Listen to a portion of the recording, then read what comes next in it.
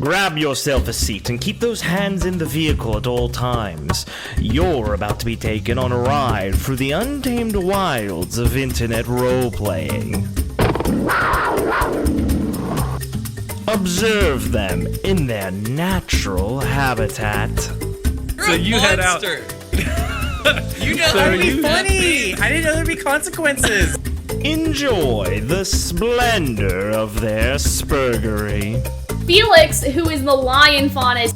And feast your eyes upon the questionable creations of internet randoms. Actually, I've never DM'd before.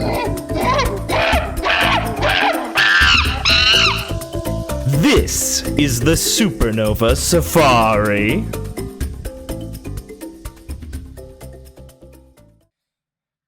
Hello, I'm your resident fool, Blake, joined by Noah. Yeah, hey, Igor, I'm having a real hard time with these social link. They're all kind of assholes. Liam. I've been waiting for this. Ben. I'm on the case. And Richard. Hi, I'm Richard. You know what I like? Persona. I love me Persona. This Persona's on fire! Hey, man. Dude, I can't stop playing this Persona.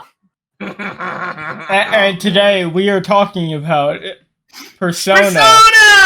Oh! And Persona Hey. Tabletop applications.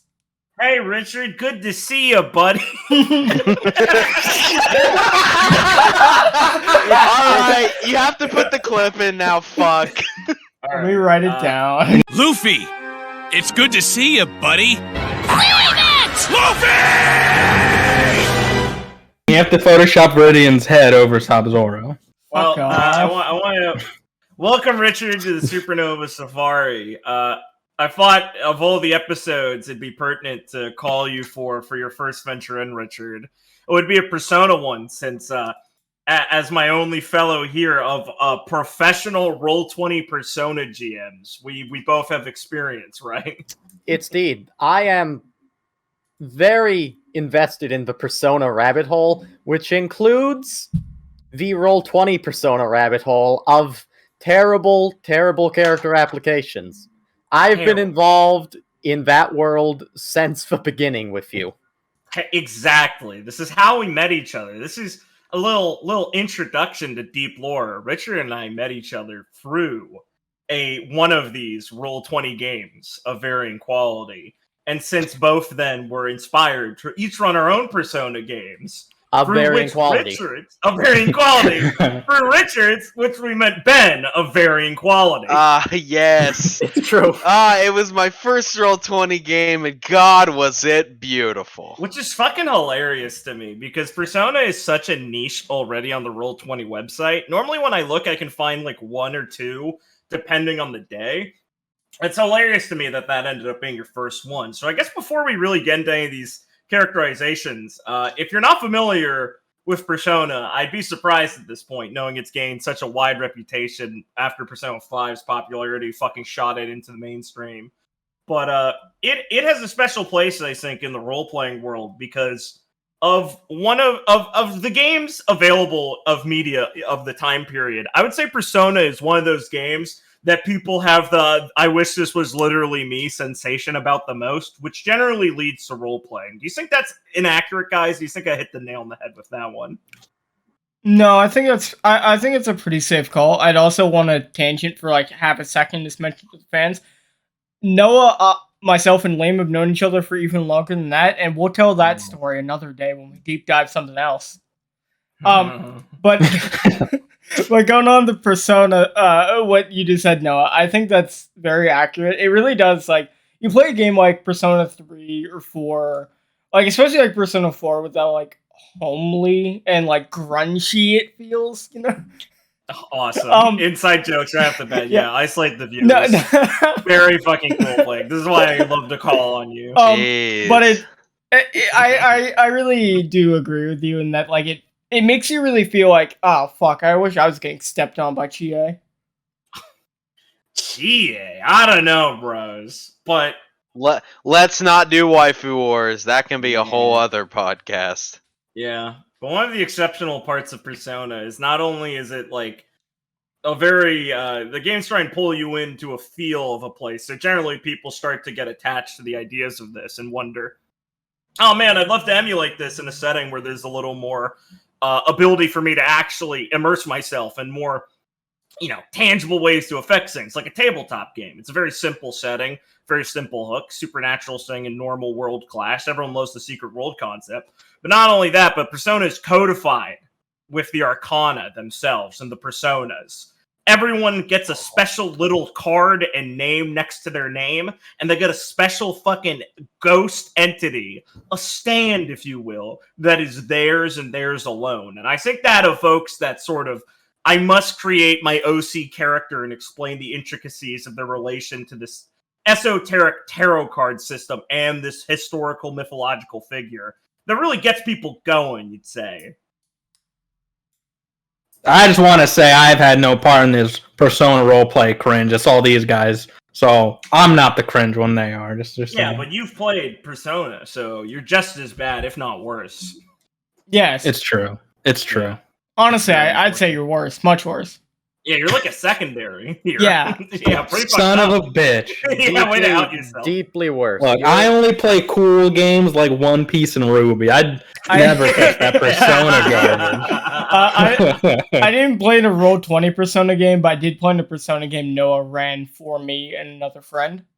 So I played Persona Tabletop. I'm not a secondary. Please don't flame me. Yeah, Persona as a tabletop system is interesting because there's no widely accepted system. There's a pretty well-documented one. I think that was made on TG, and there are some thrown around. I think it's called the Blue Velvet or something. I'll have to look it up and link in the description. But a lot of these games you see play a variety of systems. So there's no uniform system for how people play Persona. Most of it's just either a random anime system or 5e, which is interesting to me. But, so there's no real codified way people play this shit. But there is generally a pretty simple way people apply for this. And I think out of all games I've seen on Roll20, Persona is at least tied, if not better than RWBY, in my eyes, for funny applications and OC characters. Because people have to try and make a creative character that's like a teenager in a normal life that still stands out enough. And if you couldn't tell from the multi-million-dollar series Persona, that can be hard for like the professionals to get right.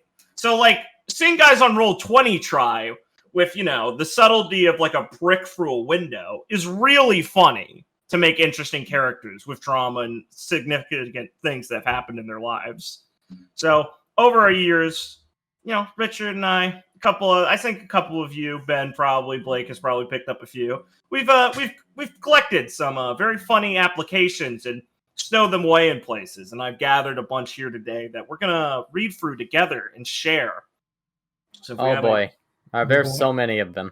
I want to say something real fast about the character creation process. I put a lot of thought into this specifically today because I found out yesterday I was going to be on this podcast. We book out a schedule. Yeah. So I put a lot of thought into this, and I've basically come to the conclusion that there are essentially 3 types of people who... Interesting. Yes. When they make their character, they go down 3 specific paths, and I find that there's 1 good path and 2 really, really bad paths. Do we perhaps have names for these paths, perhaps related to mythological figures who have gone down these paths? It's possible. The first one I would like to call the hero's journey. All They playing this Very out? good start. I might have.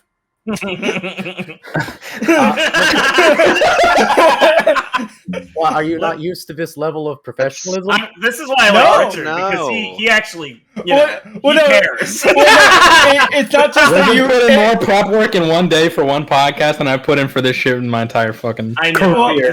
It disgusts me. it's not just Richard that you brought like a well formatted like idea. It's that Noah responded to us. I'm like, oh shit, they were colluding. Oh no, he's just playing off the ear. We just have the same fucking brain sometimes. Yeah, Richard and I have worked on this relationship for years. What can I say?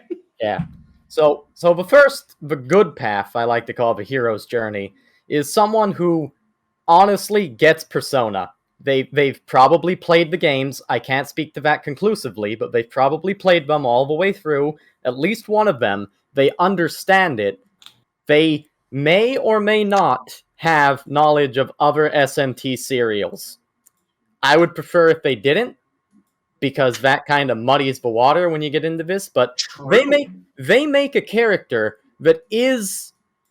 They understand the Persona world. They make someone who is meant to be a side character, but the side characters in Persona are really important. They're basically a main character that you just don't play as the entire game. But in a role-playing game, you get to be that person. You get to expand their story, and you get to do all the stuff that the main characters of the actual Persona games get to do. You get to really dive in deep. They put in thought to their arcana. They understand I'm not meant to be the most special snowflake, but I am cool. No one will take that away from me. I'm like a pretty good snowflake. That's a great way to put it. Yeah, they're an interesting enough person. And I think one point in here that you're touching on is they're also, like, built to be dynamic in the sense that they're probably built with an idea of where you want them or could see them progressing ahead of time. Yes. You know, it's a good rule for a lot of characters, but Persona especially, basing it off how the games come with the social link system and things like that, they're normally introduced. Most characters in Persona you see go for character arcs, or at least a journey, and that's like, you know, the joke of the hero journey name is good for that, because you're proposing a character that stands on their own legs, is prepped to bounce off people, and hook them enough without literally being an ogre that is a high schooler. Yeah, I think that's a pretty good way to put it. It's really important to, like, make sure, like, your character idea isn't, like, too flat, so, like, it can never really, not just, like, change, but, like, not, like, properly even play off, like, what happens. Because, I mean, like, imagine if your character's just kind of flat, and it's like, oh, they're just really sad and hungry all the time. Yeah, I remember Lily. Holy shit! So okay. Holy shit! So, Richard, would you say? I would say my history of getting Persona games is that you normally get at least 1 to 2. You know, I'd say let's go off percentages because I've seen varying levels of game. I'd say you normally have like maybe 20-40% depending on the game of these people make up the game. That's like my ratio for seeing these people. Yes, I'd probably go a little smaller just because of a ratio, just because I'm so jaded. True. I would say that's fair. I would say because it's interesting. I don't know if you agree, Richard, but there is an effect, I think, that some people cast upon their Roll20 applications, where there are some of them that come in looking like they have an idea of what they're doing, and you realize that you were tricked because they smoked. Actually, they front loaded category. Oh, good. I was hoping exactly. Go ahead, then, please. All right, this second category or type of people, I would like to call the fool's journey. Because you are, boy, is it cyclical, and if you know the journey of the tarot card, boy, is it a cycle. These people, I like to assume, just to give them the benefit of the doubt, that that they made their application 20 minutes after finishing their first Persona game. Because God help me, are they trying to be in the spirit? But they make their characters with, like, my parents were in a car crash, or I have no friends, or I'm the deaf persona. And I'm like, no, you're not. You need to be a different one. I am an orphan from a strange land. I know Kung Fu, and that's about it. My family died in a series of drive-bys. Man, don't you love it when it's like, okay, the game's in like America. I'm half Japanese. Hi, I'm Hokuseki Senbu. I'm Sukano Mitahushi. Hi, I'm Higuruna Kokono. God damn it. That is such an important detail you left in there, is that they're very enthusiastic. Yes. So, like, the Fool's Journey is probably, I'd almost say, the most depressing archetype, because I know these people where they can go either way, but a lot of the time they're very enthusiastic and they try, but they just don't really, like, have that clicking moment. Yeah. Like I said, I like to think these people literally 20 minutes ago finished their first Persona game, because they clearly are enthusiastic. They clearly have an idea of Persona, but they haven't given it enough thought to really click yet. Yeah. And then they just want to play tropes also. Yeah, which I would like to defend you, because, like, these things can sound quite elitist, and, well, we are the elites. We've done this for a while. But, on a non-joke answer, that sort of idea is especially damning in the setting of a Persona game, because they're set to be the predisposition most people have going into the Persona game, the archetypical one, is generally it is good to actually try and mimic how the games work, where you go like a year-long cycle of some sort of academy or something. And obviously, probably don't want to go actually day by day. Can be dangerous. We've learned some of these factors over years. But you want to imitate it to a degree. So the idea is it's going to be slow for character development depending on, the pace of the game. You want these characters to last. And as Richard pointed out, if you don't pre-plan and you blow your load and realize you don't have a lot going on, you're put in a really awkward position. And then there's two reactions they have. They either stagnate or they start throwing shit at the wall. And when they throw shit at the wall, well, I don't like that reaction most of all. Yeah, it sounds better than doing nothing. It does. But the thing is that you have to consider you as a GM's reaction. If they're doing nothing, you can step in and be like, hey man, what do you want to do with this game? If they're throwing shit at the wall, you can step in and be like, hey man, what do you want to do with this game? But really, what you should do is go, hey man, can you stop? Hey, you seem to have dropped all this spaghetti on the ground. And I mean, dude, I just think that my character works so much better with this accent. Guys, I'm just saying, you've been calling him my dad for a while, but he's actually my adopted father. I can't talk like this, but I was thinking I can now talk like this. It's Don't funny worry, because, folks. I don't get the jokes either. It's funny because both these jokes are talking about the same person. Jesus, man. Ruthless as hell. Hey, you remember when Ian started just doing an accent for Nathan? Hey! I remember that. Okay, well, if we're gonna get into this shit, I just want to say... He's on the list. Fuck, man. I feel bad for Semi. Oh, that's so mean, Noah. I love you, Noah. That's so funny to me.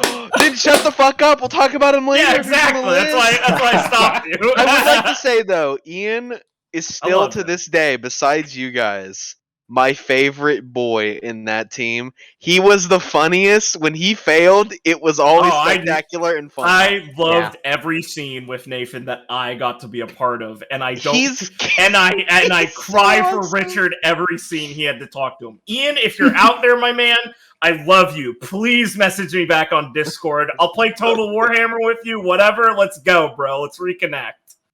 All right, Richard. Yeah. And maybe pause the episode. Yeah.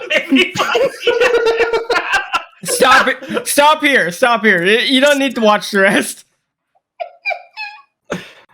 Okay. All right. Well, Richard, I think it's time we get to the final archetype, unless you have any more thoughts on the Fool's Journey. The last thing I want to say about that is that we may have come off sounding a bit elitist in describing the Fools here, but I will just say, I would still let these people, firmly identifying them from their application, into my game, because they have that enthusiasm and because they can be taught. Now, sometimes that leads to horrible, horrible mistakes we'd like to take back because we spent over a year waiting for someone to develop their character, but they never did. but it's a risk we have to take. Oh my god. Yeah, yes, I know, folks. That is oddly specific. Yeah. Might be coming from a place of pain. Yes. Fuck, But I yes. feel bad for Samael. Yeah. All right. So this last grouping that I've archetype that I've identified in the applications Persona games normally get, I like to call the fool ran headfirst off a cliff into a brick wall.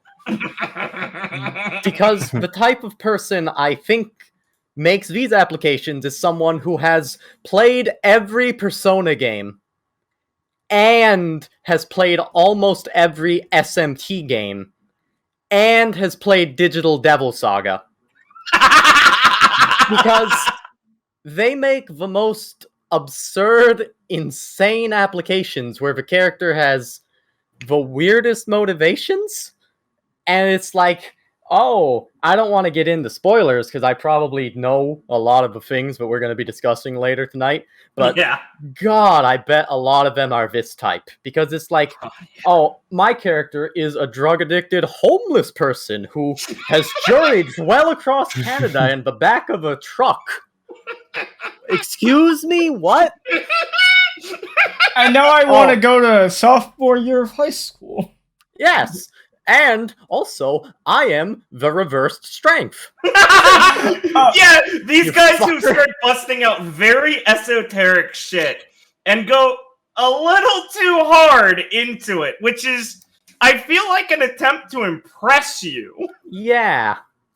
See, I would be afraid to play with these people in a Persona game. Maybe if the game was sold as a generic SMT game, I'd be like, you're the right kind of autistic to play this. But Persona's a bit lighter than that. Yeah, there's a very important tone that you don't want to fuck up with this.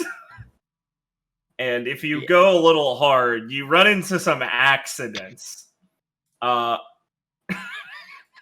Unfortunately, I have experience with these people in my games, and I think you do also, Richard. Yes, and I don't think you have the specific example I want to talk about later, but I want to talk about that guy who spawned my favorite blue-haired character in your game. Yeah, of course, we can do that. Classic. Okay, we'll get to that later. All right, so Yes, please. now that we've given you guys some fun winding up, and thank you very much for your archetypal list, Richard. I think it's about time we actually start reading off some of these. So I've accrued a list that I'll pass around the place, but taste the dish you made first before you give it to others. Make sure it's got the right flavors, seasoning. So I'll be starting off. The application I will be reading is no particular order of the Arcana, but we are starting with Mr. Ryan Johnson. Oh my god. Yeah. I don't recognize I this pulled one. these from lots of places, including your game, Richard. Obviously. Yeah, okay. Ryan Johnson is... oh, you know what? I should preface this. I'm going to do this for Games Where It Matters, with formatting. Because Persona's... I would say Persona, over any game on Roll20, has the most notoriously varied character application process. Generally, you want things like name, age, appearance, arcana, backstory, some personality traits and stuff.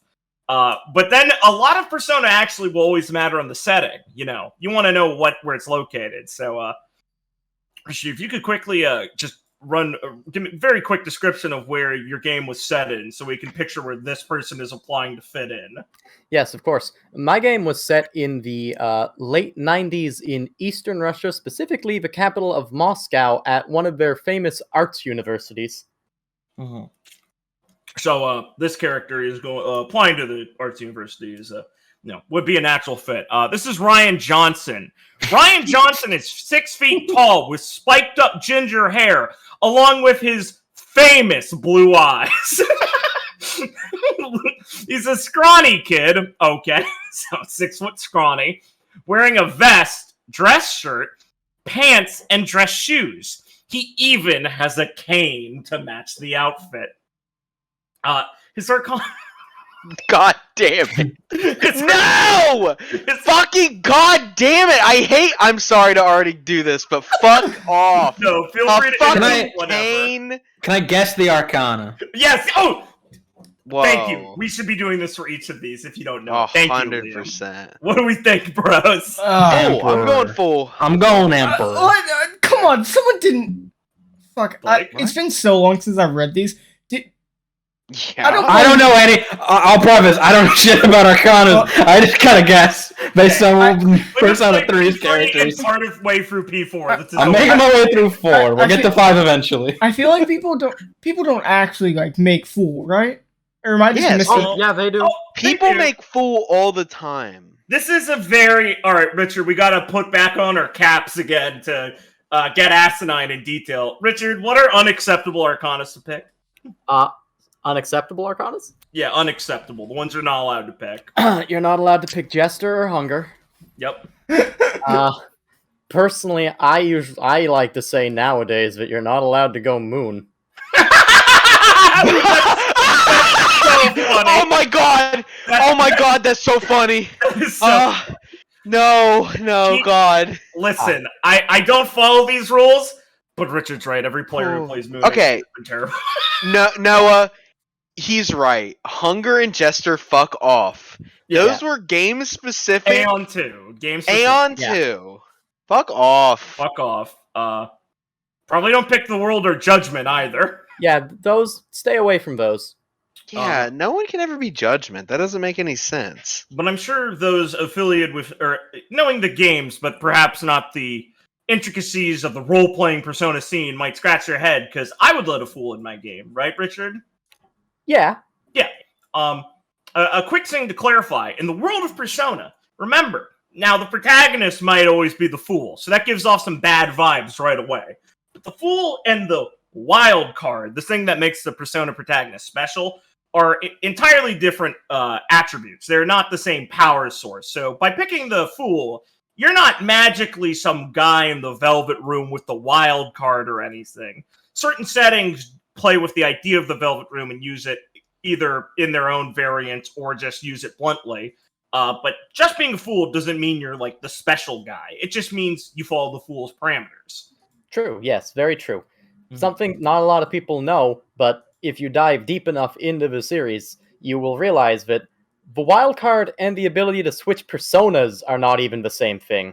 The ability to switch personas is entirely a function of the Velvet Room. The wild card is the ability to have a persona of any arcana. Exactly. These are like 3 different things smashed together, which, you know, I don't blame people for not understanding, because this is like Star Wars lore nerd tier shit, but I mean, you know, very appropriate. And that's something you actually kind of have to be familiar with the second game to understand. Yeah. Which not a lot of people are. Who the fuck played that? Pain. Yeah, so that's always an important thing to consider. But any other guesses on this guy, Blake? You're guessing Fool? Or were you guessing something else? No, it's because Ben guessed Fool, and I was like, it can't possibly actually be that. Who do you think it is? I'm gonna say it is Star. All right. Richard, I won't include you because that'd be cheating. Yeah, I cannot guess. I was actually looking at this guy earlier today. That's fucking funny. Yeah, this is Ryan Johnson. He's the devil. Now, Richard included in his formatting. What? The devil? Yeah, now couldn't you tell by his devilish charm? I hate people. Richard included in his formatting a section where you actually have to explain why you picked the Arcana with a reference site, which is very useful. If you want to play Persona or just even think of a character in your head just for fun, recommend going to a variety of tarot sites to see the cornerstones of what the cards actually mean of the major arcana. And then you use those in the positives and the negatives to influence your characters. Generally how you go about this, to keep them in theme.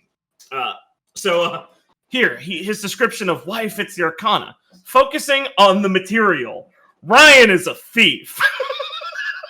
Great start. Period. Great start. At least that's what everyone calls him. He describes himself. He describes himself as more of an entrepreneur of sorts. Not only is he a thief, however, Period. He is a very good negotiator and is very convincing. Even when people know he is wrong, they can't help but be pulled in. Ryan abuses this power. Period. This guy's sentences fuck me up. They're so short. He uses it to get out of any sticky situation, though he isn't afraid to get his hands dirty if need be. So going from the devil's list, he has decided for his persona to be succubus. A demon from European folklore during the medieval ages, which takes the form of an attractive woman to seduce men. Although the genders are reversed, this portrays Ryan's charismatic ability very well. Parentheses. Also, come on, it's a succubus. Why wouldn't you want that? What? Well, maybe that succubuses sometimes kill their victims. Huh, ... Wouldn't that just be an incubus? Well, no, incubuses are rapists. Succubuses are seducers. They're a different variety of spirit. Right. Yeah, because you can't rape a man. Based! Thank you, medieval folklore. Was anyone want to take a shot in the dark at what his defining character trait is? Richard, you look I got this it. guy? Yeah, Ben. He cares I did too not much. accept Thank you, Ben. I was waiting for it. He cares No, it's not. He cares too much. Do not. I've heard of this man. Then. Hey, where do you think I got it? To everyone, No. to everyone listening, you could guess he cares too much to a character application as being their flaw, and you'd be right like half the time at least. I It's fucking true. hate when It's just people true. put that shit as their flaw way too much. It's like, I get it. It's a You humble brag. It's can literally a humble construct- brag. You can construct a character where that makes sense, but most people don't really put in the legwork for me to really. Yeah, Gwen cares too much. He's too cool. Yeah, basically. His defining character trait is, you guessed it, his charismatic personality. Also, wait, hold on. I want to go back to something you said. That Please, just always feel free to interrupt. That just like pissed me off. It's like when he said people know him as a thief. It's just like, you see, I imagine. See, what I imagine when he says like the sketchy guy behind the 7-Eleven. But like what he probably imagines is like I'm a dashing rogue like in P5. I know he Once probably again, meant this before remember, P5. Late 1900s, cusp of the 20s, like 1999 tier, going to a Russian university. This character is being described like a 5th edition character so far. Indeed. Like he thinks he's like a goddamn like art thief, master thief. When it's like, okay, motherfucker, if you say people know he's a thief, people are like, that fucking asshole. Like, I don't know why everyone would call him He's if they all like him. people know him as the dashing rogue of the night, the really Moscow feels- Night. It really feels like he's held back from putting in because he steals your heart or something. Like, it feels like he held back and now the sentence doesn't make as much sense. This was before P5, right? This was like well before it. Yeah, I think so. Yeah, it was like 5 Yeah. years ago at this point. Yeah. Yeah. I think so. P5 came out in the middle of all the games. True, yeah, I remember, yeah. Yeah, like P5 came out as we were playing our game, no? Yeah. Right, his defining character trait. He's gotten so used to using his charisma to get what he wants that he doesn't know how to stop anymore. He uses it whenever he can, whenever the it is applicable in a given situation. Guys, he just, What does that mean? What does he mean? He just can't stop charming you. I'm a compulsive charmer. That's I'm a compulsive okay. charmer. Okay, I like Sylvain, but I don't like a random guy on Roll20 playing Sylvain. This is Liam. This is what Liam's like. He can't stop being charming. Hey, you know what? You just look into those baby blues and you're It's wet. me on this Like- character. Like I said, this Ladies. guy, quote, this guy has, quote, famous blue eyes. This is just Liam. in case you missed that. Fuck. Oh, that's funny. All right, so let's actually get to his personal history, right? You know, I think we're all interested in this. God, Personal yes. history. Ryan lived a normal life up until the age of 7... Right, okay, first sentence. Up until the age of 17, comma, when he accidentally killed his own mother. As What? you do. God Okay, this is like a pet peeve of mine. Sure. Killing moms, I can see why. Jesus. But it's more like tragedy in a backstory is completely fine. I understand why people do it, and I don't have a problem with that. But I feel like people like just do it and probably don't give a shit. Now this guy could pull me back and prove that like this is a very necessary. No. I mean that's pretty fucked up to say that he just throw in details like this and not elaborate or make it matter. Anyway, he ran away from home right after the fact, leaving behind his father, home, and everything he once had. Yeah, okay. Ah, shit. Reminds me of Clara. And now he's got to Ran find away a from date her for home after her prom. parents Now died. he's gotta find a date for prom. Like, fuck off. He's also like 17. See, this is Isn't the that type high? of this is the type of tragedy. Well, this is for the way it's worded right now is that okay. he did Isn't that kill low? his mom specifically. Yes, correct? exactly. Okay, this is the type of shit you do not do. You can No. say that he is guilty because he feels like he caused her death or something, but having him directly Maybe have he killed maybe her. he partied and drunk drove and hit his mom or something horrific. But like, he killed her Jesus. accidentally. Did he knock something over on her head and she exploded? You see, generous people would say, "Oh, he probably has like a really compelling thing that he wants to show later in his backstory." Realist will say, Oh he no, doesn't- don't believe that. Yeah, no. Realist will say he doesn't fucking have anything planned. It's the biggest bullshit because he doesn't have any idea and does not want to elaborate. No. The note he will Hold on, hand hold you on. about What's up, this Ben? will be empty. See, Rich is right, because later on in the game, he'll probably be like, well, I did kill my mom, but I'm actually adopted. No. You guys are being so mean. He's gonna explain it. Anyway, like I said, he ran away from home right after the fact, leaving behind his father's home and everything he once had. He hasn't told anyone about the facts. Only his hometown and the government know about his secret. The government. I cannot understand if he means the police or if there's FBI or a fucking Oprichniki on his back. Or a guy called the government. Don't worry, it's not Capital. It can't be that. It's not Capital. True. Just a fucking guy just on the street corner that goes by the government. Yeah.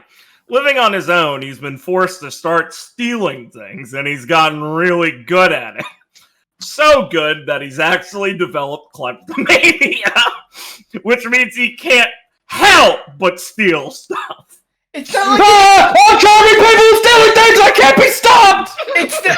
it's not like stealing things is a goddamn Skyrim fucking skill tree where you get EXP every item. Keep your hands to yourself, sneak thief. I just love that he words it that he got so good he developed kleptomania. Like it's a fucking. He got so good he developed schizophrenia. Yeah, exactly. If I think too much, do I get schizophrenia? Like what the fuck? God, I hate when I'm trying to get better in my math class, but I start seeing delusions in the hallway. Honestly, I gotta ease up. Honestly, lucky for this guy, he's not at risk of that. I better stop being so good at sprinting, or else I'm gonna go in a wheelchair. I've gotten too good at avoiding spiders. I've gotten arachnophobia. Yeah, exactly. Like what the fuck? Anyway, that's the end of the backstory. I thought you were about to say that's the end of the application. Let him in. I need yeah. a murderer. So how'd this guy do in your game, Richard? That's the neat thing. Ryan pulled it Johnson back, right? didn't make it. And you accepted Ben? What the fuck? I know why I got in. I know why I got in. I can't. $20. Nah, I was the only guy who went, wait, maybe I should just play a guy who's from this place. Oh, Yeah, exactly. I was the only one! Ben was literally the only person who applied with a Russian character. oh boy, $50! Good choice, by the way, because man, you cannot understand the amount of fucking discomfort when you set a game in a setting and you go like, yeah, you can be a transfer student, and literally everyone's a transfer student. I knew that going in, so I literally set up transfer students as a thing coming to Russia from other places as foreign exchange students. I had to make it a fucking plot point. I did not. I gave them that out. I did not expect literally everyone to be from America and Africa and Asia. I was like, the only people. So many Americans. Besides, there were so many Americans. Besides Ben and 2 people, one of whom was Noah, who I included from the start. No one else was from Europe. What about your Irish Scottish love she's child? Irish. That's the other person. Yeah. That's unfortunately the other person. I love you, Yeah. Matt. Hit me up. I can't fucking believe the audacity of people be like, well, fuck, we're in Europe. I guess I shouldn't use a European nation as my basis. That's so fun! Anyway, last little forum here. He has to explain why he's going to college here. Yes. Why here? He thought he could finally start a new life if he went to this university. He filed under a new name, Ryan Johnson. Yeah. Moscow, 1999. Easiest time to fake an identity. Easiest place to start a new life. They wanted him to call And how do you blend in? I don't know. Pick like a really American name. Yeah, Ryan Johnson. John Smith. Pick a really American name and dress like a Victorian gentleman. And and have a fucking cane. Like he never said where he was actually from. Guys, don't make your characters too extra. Come on. We did Especially in Persona. We did not give the cane enough shit. Now that you know he's a 17-year-old. That's really funny. Like, fuck, you're supposed to... Wait, how old is he? He's 17. He wears a dress shirt. Wait, how would he be 17? 17? You're supposed to stop dressing... You're supposed to stop He's shopping really at Hot smart, Topic. man. I also love that he... You know, he reminds me of this guy from my college. This guy used to wear suits and had... Are you fucking kidding me? Yeah, his family owned like a men's warehouse or something. And Holy shit. him and his twin brother wore suits to college every day. I didn't know they were twins. I saw it was the same guy until I saw 2 of them. Freaked me the fuck out. The only person allowed to wear a suit like that so consistently is Review Bra. Based, yeah. You know, and the worst part is, he said he had spiked up ginger hair, so I'm just picturing this. God damn it. I will put that on screen, don't worry. God damn it. Look, you play very good point.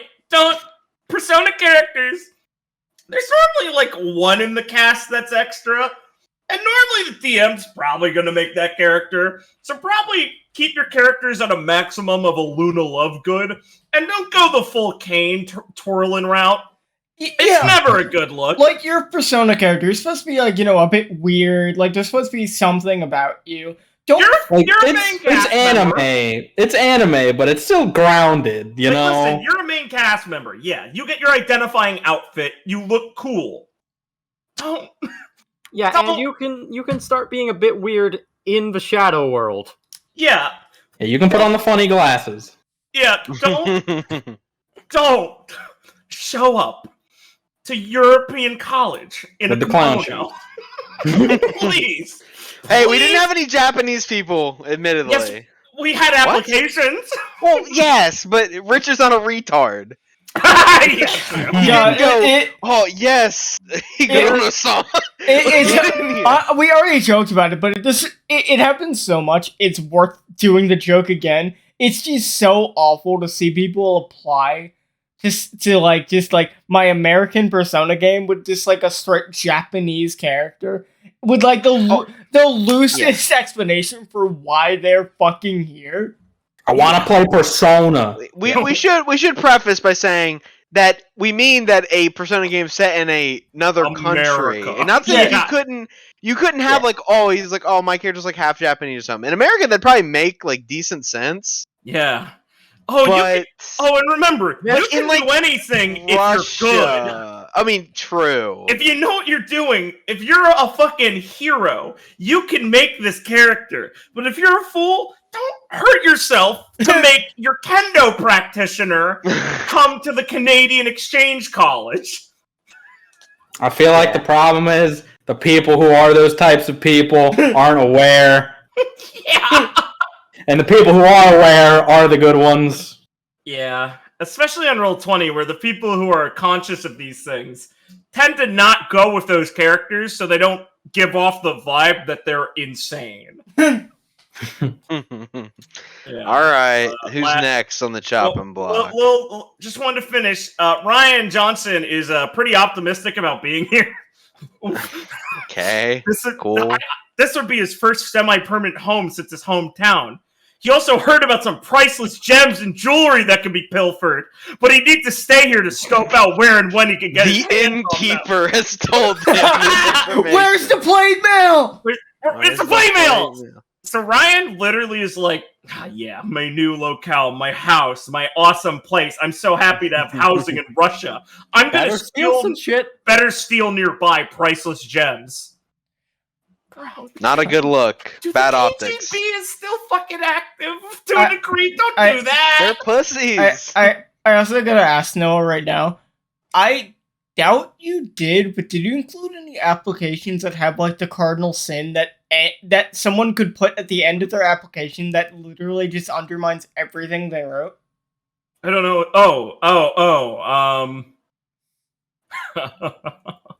What is I it? might have. I was laughing to myself because Ben did that. What? Oh, I know. Yeah. But I think now hold on. I think the application specifically asked for alternatives. The application did. Fuck off. I'm just referring to in general. Blake finds it very uncomfortable, and I agree that when people apply for Roll20 characters and finish with, "Tell me if you like it, and if you don't, I can make something different," which is very interesting. Stick by what you write. Fuck off. Come on. Well, it's interesting. I like the idea of offering up the ability for people to change things, but it's very disconcerting when someone's like, "I got a different character if you want it." Like, put your best foot forward. Here's my three characters. Which one do you like? Yeah. There's a stark difference to me between coming with an application and character idea and being willing to like talk about it more and change some things, like being willing to compromise on some things. And just being like, well, if you think that's kind of shitty, I got like 10 more in the back. All right, let me I'm a pull fucking up. ideas machine. I got bad ideas for days. Let me pull one up. Blake, you'll be starting us off here. You can use your own. Nice. You can use your own diligence to be able to skip which parts of this isn't interesting. This is from, I forget the actual format of this game. This is an image I had from a long time ago. I don't know if I recognize this one. Yeah, I picked one for you that's new for you, I'm sure. I was wondering how you were going to do that. So this one didn't actually ask for an Arcana or Persona, unfortunately. But the character idea plus backstory is enough to go. So, Blake, can you introduce us to Aaron Marcus? Yes, Aaron Marcus, made by Corbin S., who is a Hollow Knight avatar. Very good. Name, Aaron Marcus. Age, 19. Character idea plus backstory. Aaron is agnostic atheist who believes religion is a cancer that should be purged from this world. I don't think that's what agnostic means. Agnostic atheist, not agnostic. Gnostic atheist. Oh, okay. Because agnostic means is it not that. Yeah. Sorry, dyslexia is a curse. No. You said agnostic, which is what he wrote. That's fine. Gnostic atheist is one of my favorite sentences, only to be finished up with "all religion is a cancer." Hello, I'm Browse Reddit, and I'd like to join. We just Redditor. We just started, and we have so much to go.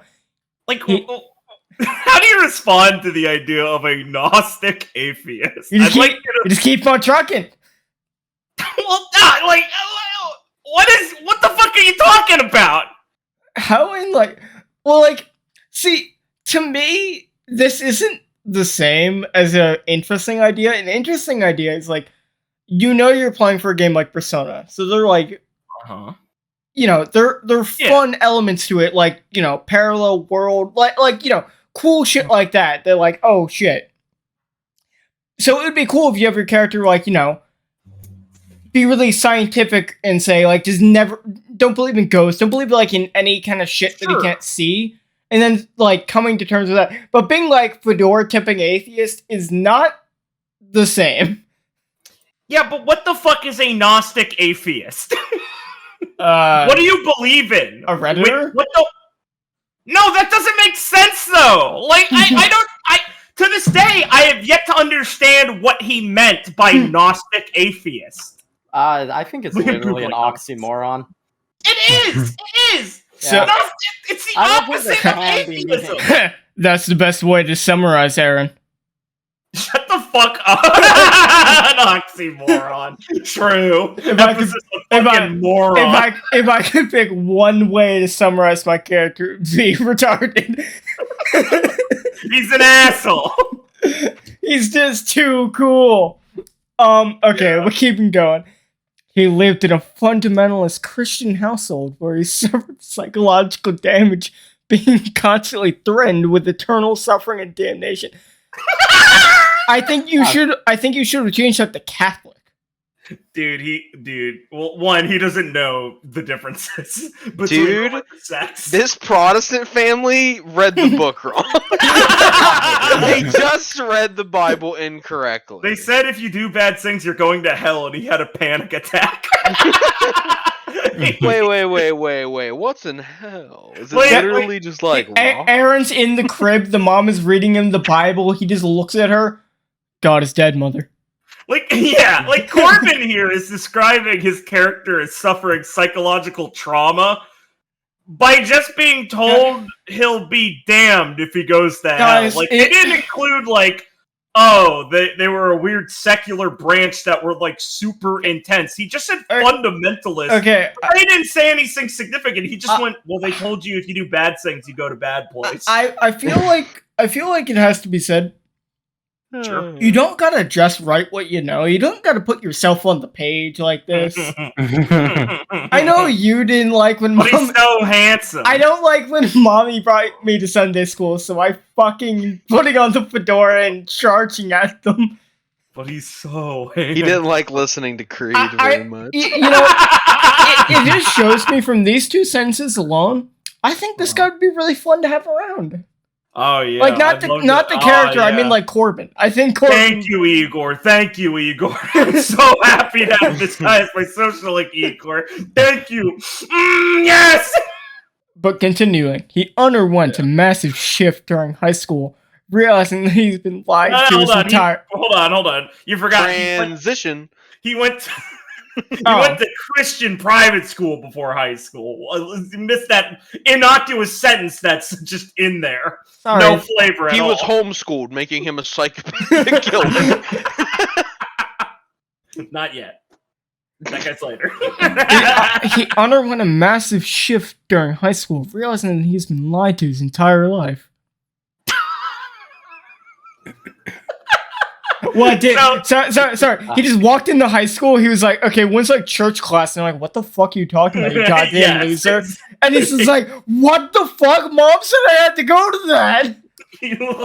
What the fuck? Where's Edgar Evernever? God's dead. Fuck. It sounds like he had a shift from what he was before to what he was before. Yeah, exactly. Oh, it's fine. I'm sure he won't do anything rash and insane. No. Now he has cut off ties with his family and is renting with a friend in Atlos. That's literally the next sentence. Yeah, so instantly I'm in high school and I'm running away from home, rented with a friend in this different place. Of the Persona game setting in Atlos, whatever it was. I recognize that. Yeah, awesome, cool reaction. Yeah, like, is it like a boarding school? Yeah, no, it's fine. It makes sense in the setting. Okay. No. Whatever. Characters gotta go places. I don't give a shit. It's fine. This next sentence is way funnier. He has a Your parents don't give a fuck about you. It's fine. He has a tendency towards violence as he never learned problem-solving skills and is slow to trust as a result of feeling betrayed by his family. I will never get over. He has a tendency towards violence as he never learned problem-solving skills. This is probably one of my favorite quotes from a Persona. Like, I like Aaron because he's very short, but everything is so quotable and funny. Like, he literally made his character the most maladjusted, insane person possible. So you're telling me he's like trying to put the round peg in the square hole, and then he monkey slams it after a minute. Yes, Like he's like my character literally isn't able to process things most of the time and will go towards violence. Hello, I'd like to join your Persona slice of life game. Fascinatingly, so this was in 3.5. Here, read these out. Blake, what would be your preferred class in 3.5? Crusader. Yeah, Crusader, you know. My wants to be a Crusader. My fedora tipping atheist. Agnostic atheist Crusader. Hey, we had a paladin in our game. Familiar with the Persona series. What do you guys guess? Well, I'm asking you that. Familiarity with the Persona series. None. Well, I'm asking Richard and Ben if they want to guess before I say it. I've actually, he's never played a game. He's played some of 5. Wait, no, 5 wouldn't have come out yet. He's played some of 4. It's low. Yeah, you were all correct. Hey, Corbin, anime or no anime? Naturally. Okay. Naturally. That is like a who's on first joke. Like, that's literally a who's on first joke. Who's on third anime? Naturally. Persona? Surely. No. Oh, fuck. Holy shit. Anything else to add? Why? Do you want like a soda or like a water? Yes. Other things to mention, Corbin? Yeah, it's just blank. Yeah. Mm-hmm. Don't worry, he's a really pretty anime. What do you think is what's the color of this anime boy's hair? Pink. Green. Blue. It's white. It's badass. Oh god, White hair, red eyes, badass. Wow, that's really cringe. Who would make a fucking character like that? Yeah, I know. Yeah, but that's in a setting that fosters it. Alright, Liam, I'm gonna give you an easy one. What the fuck? I'm not giving you an easy one. Give me a fun one. That's true. Alright. Alright, Ben, I'm gonna give you a quick fun one. Here you go. Motherfucker. This is by Mr. Thunderhawk on Roll20. Mr. Thunderhawk. This was also an application for Richard's game, so, you know, Russia, early 2000, late or 1990s. Okay, wait, this was for Richards? Yeah. Yes. What's your Mr. Here, I'll ask you the shit. So, what's your character name? Okay, my character's name is Koro-sama. Wait. Koro-sama? As in like his last name is Sama? I think it'd be Kuro-sama. Or like Kuro space Sama. Yeah, Space Sama. His last name is Sama. Sama is his last name, apparently. It's also not capitalized. It's also not capitalized. Oh no! I just read the next line. Yeah. Character age? I'm 36. Hello, fellow kid. Hello, fellow kid. You're kidding me. I've been held back a bit. He's not kidding you. I'm 36. Don't let that Ben guy in. How about me? What would Mr. Sama's appearance be? What the Okay, fuck? so I'm cleaning my glasses for a second. Alright, character appearance. Huh, he's wearing a white robe and sandals. God damn it, that's just what Alex wears. Jesus Christ. Alright, everybody guess the Arcana, hurry. Yeah, we've given Everybody. you so much. Tower. Mine didn't even ask for an arcana. No, yeah, yours didn't have one. That's what I prefaced with. I'm gonna go with temperance. Yeah, all right. Okay. Okay, Richard, did you remember this guy or? I also read him earlier today. All right. Cool, Okay. Actually, boys, he's Hermit. He's a hermit. But Ben, can you explain why does your character fit this arcana? So basically he is a wandered who loves to seek new friends. Right. That's all he wrote. It didn't end the sentence with there's no period. No period. This is one sentence. Oh, poor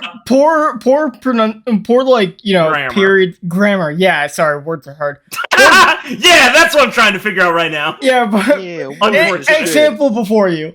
Poor grammar is a hallmark of the Roll20 application. Oh yeah, never correct this. We got to give these people the honesty. So, what's your persona, Mister Sama? I'm back. My persona is Tengu. Why? Bagina, strong warrior and healer to those in need. He wrote Bagina. I don't know what this means, Mr. Kurosama. Like, you Bagina, think you're I a don't- healer and a warrior? Do you have Yes. specs? Are you a I am paladin? That's what spec'd in you both healing and warrior. That's not true for Tengu, though, sir. I don't know what you mean. Why is your Play a Tengu a game. link, by the way? Oh, it's the Megami Tensei link. Oh, did you learn Dia at one point? Base. No, I'm so sorry. He just said he's a healer. Let's Yeah. go. Okay, yeah, he learned Alright. Rekarm. Alright, but brief character history, please. Not knowing who he is or where he came from, Kuro noticed he fell from a tree, but just started walking. Period. Wait, there's more. His travels had took him to many places, but without any answers to who he is. Period. One day, he arrived at a temple within the... Are you serious? The mountains! Capital ZT Mountain. I would like to say he abbreviated the mountain name. So we can't ever know what We it can't is. ever know what he meant. Mountains where mountains. where Why he did he studied- misunderstand that you're supposed to abbreviate the mountain and not the name of the mountain? This fucking guy. Holy shit, he's retarded. Where he studied alone under Gildance. He studied alone under Gildance. He was alone under guidance. But he had guidance. But he had He was guidance. alone. But he was alone. I felt so alone Damn, in I'm this kind of group. seeing why I got in now. These are your competitors. Okay, but why is your character here at this this art school in Russia? Glad you asked. His travels had led him here with a stronger sense of purpose. Okay. No period. Okay, Mr. Sama, you dropped some periods, but what's your reason to stick around? Oh, sorry, I had to write something, but don't worry. He has gotten the idea that answers to his past are here, as well as his biggest question, parentheses, what is love, parentheses. Baby, don't hurt me. I cannot tell you how much this makes me smile. This guy's 36, by the way. 36, by the way. This guy said his first sentence was his character fell out of a tree and started walking. This guy literally Yeah. insinuates that he was either born from or fell and became an amnesiac out of a tree. What the fuck is this? Richard, what the fuck? You said no? Yes. You know- I had so many good options to choose from. I couldn't Dude. restrict myself to that. It's especially funny to point out that Richard at one point did a little like update, guys. I'm doing something with character application process. He didn't even give this guy one of those. He gave it to some of the shitty ones. This guy just wasn't even considered. Feels bad. The guy can't Yeah. speak English. He's fucking insane. He's insane. He's unhinged.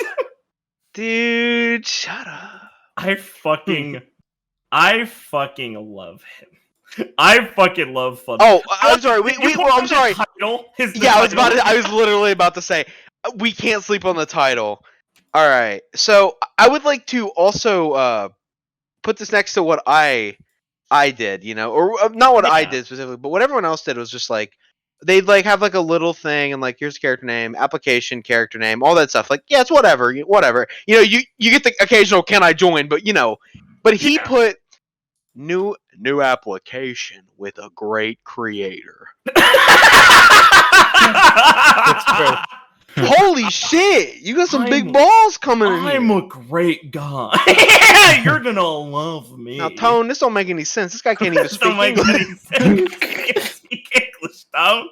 This guy can't even speak any English. All right. Like, Is that- okay, I just want to say, if you ever play something on Roll20, please, for the love of God, if you see a little, like, red underline, just kind of click it and see what it Yeah. does. Yeah. You could just don't put. Can I join? Please stop. Please Like don't. that is the most pathetic, like instant kill to your credibility. Like, just, can I join? Like, dude, instant. Come on. Please let me in. Please let me in. Okay. That's how I got that. We'll just say when I join, I'm gonna play this character. It usually won't work, but when you let me in, sometimes it does pay off. That's how I got on the RWBY game. I begged. Based. My shitty application got better after I joined. Okay. Well, that's because we worked with you. Yeah, me, Ben. Would anyone like to suggest themselves to go next? Sure. What? I already won. I know which one Liam's getting immediately. Good. All right, dude, Liam, I hope he gets a good one. If you would take this one from the top, remember. Liam, if you'd skip immediately what his Arcana is. Actually, no, it's fine. This one's at the top. We'll just let's just guess it. Can we get his name first? This title is please consider my application. Is the title of this application. This is Benjamin E. Oh no. All right. Name: Elijah S. Cassian. He's a Star Wars character.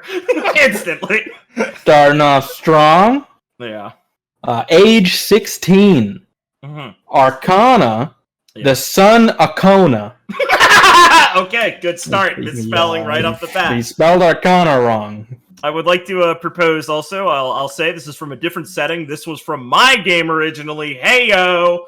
My game was set in the near future. The year 2027. This was a while ago, so that was even further back then.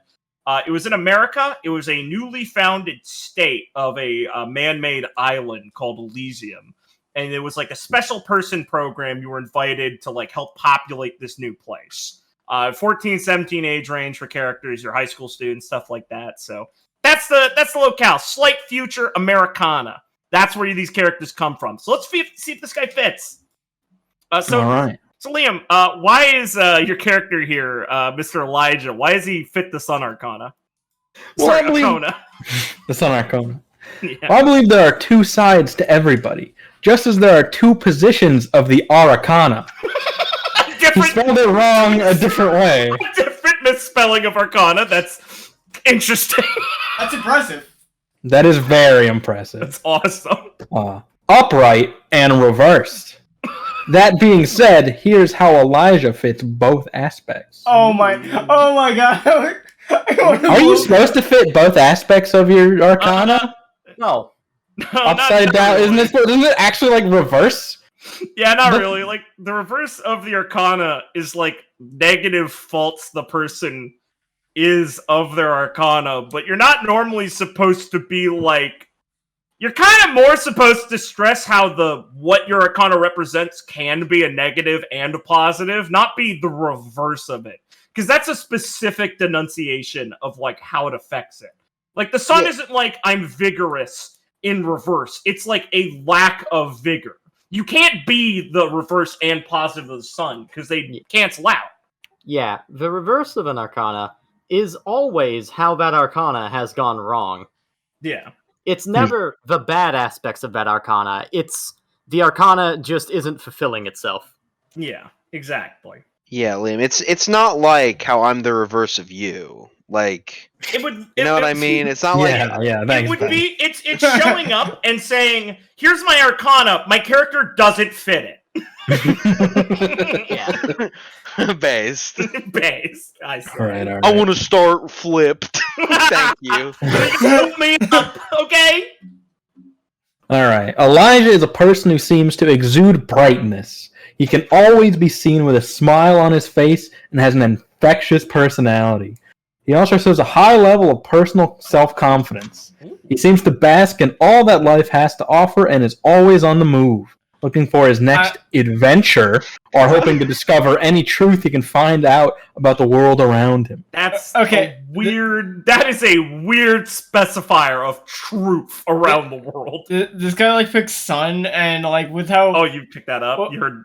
Well, Liam said so. No, I know what you're about to say. Go ahead. No, but please. like it's so on the nose. As next I was like, yeah, he gives off like this much radiation around him at all times. Yeah, that's what I was saying. Like I noticed that too. Like this is I knew this old one, but I didn't notice. Like he says like he seems to bask in life, because bask is something you do in the sun. Like he's fitting in all the funny words that associate with his Arcana. Oh man, that's so fucking cool. Like, my character's a chariot, so I love just racing around the track, I drive cars fast! Don't make fun of me. But sometimes the wheel falls off. Don't make fun of me. I want my chariot cart. Yeah, and that's why I turn the cart sideways, man.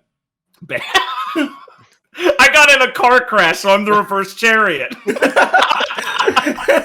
I want to be the chariot because I like Silver Chariot from JoJo. Continue. All right. Remember, if you don't know Persona, but you know JoJo, feel free to apply. It's basically the same. Oh, no, that's a whole other conversation. Keep going, Liam. All right, thanks for not interrupting me, Ben. When not around others, or in rare moments of weakness, Elijah's sense of self wavers. He blames himself for his parents' divorce and subsequently the death of his beloved mother.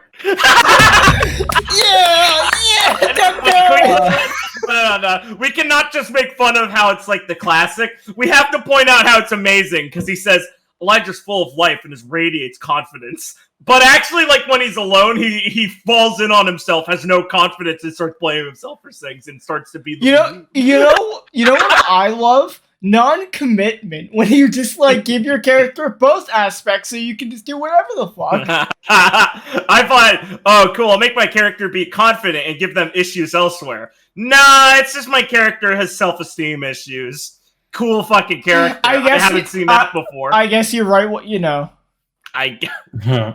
it's true. Continue. When failure rears its ugly head, Elijah will take it hard, oftentimes refusing to show it.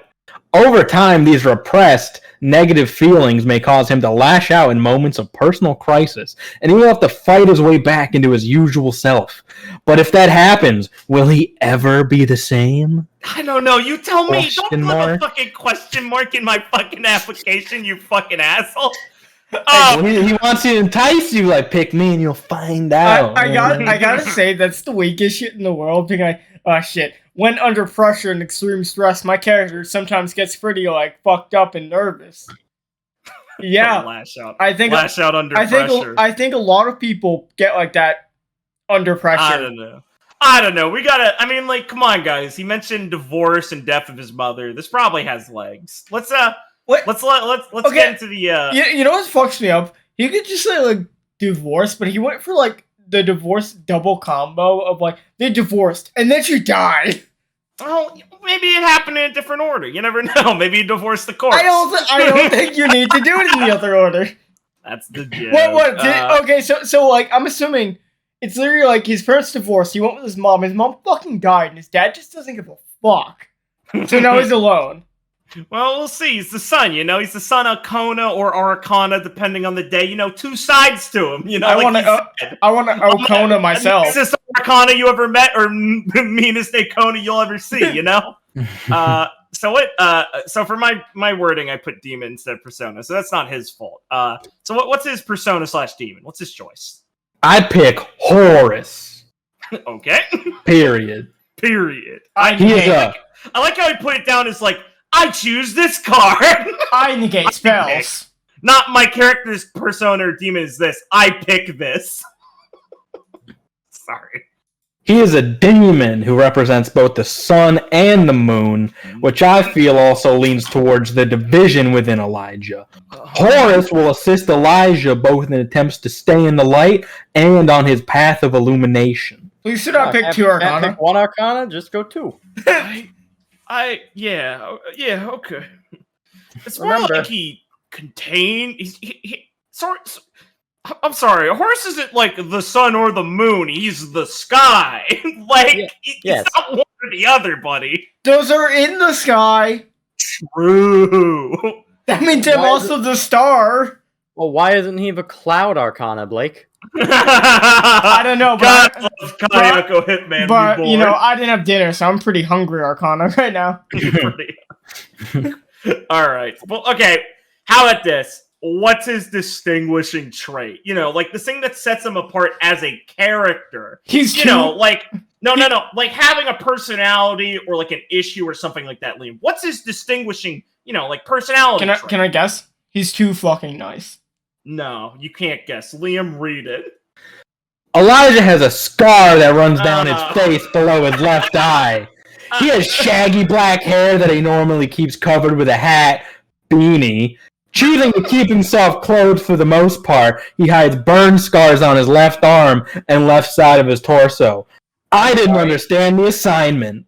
Are his distinguishing traits entirely physical? Yeah, it's how he dresses, and he has a scar and burns. He likes What beanies. an interesting character. I'd like to point out he said, choosing to keep himself clothed for the most part, as if that's a new concept to us. The rest of us are nudists. Listen, I'm gonna give this guy the benefit of the doubt and just assume he's 13. Don't worry, he says. We'll get to it. We'll get to it. Really? I'm glad Liam's good. He's right ahead. Good. All right, but listen. We've been speculating. Let's get it from the horse's mouth. Also, by the way, I just want to point out that in distinguishing trait form, I said doesn't have to be huge. Just give an idea of your character's personality, something that makes them seem interesting. If you'd like, leave a few minor tidbits about your character that aren't vitally important to define them, but add some character to them. So just ignore that. I mean, the author is 13. Yeah, we'll get there.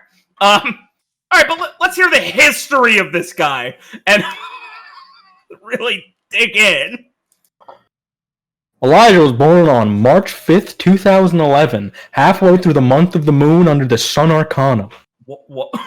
Excuse me? What world is this? The month of the moon under the Sun Arcana. Did he think these were zodiac signs and just hope to get lucky? I'm born under the Black Star. Yes, I am in an Elder Scrolls game. Like, literally, wait a minute. What month doesn't have a moon? Fuck this guy. What? No, it's obviously it means November, like the harvest. Of course, my bad. No, I said March. Why would March be the month of the moon? Fuck you. There's a moon. Because it's in Japan based. All right, I'm sorry, Liam. Continue. All right. Always a playful and curious child, he on multiple occasions made mistakes or caused problems for his parents. Oh shit, I made mistakes. Man, this is a really interesting character. Like writing this. Liam, keep going. Just his mother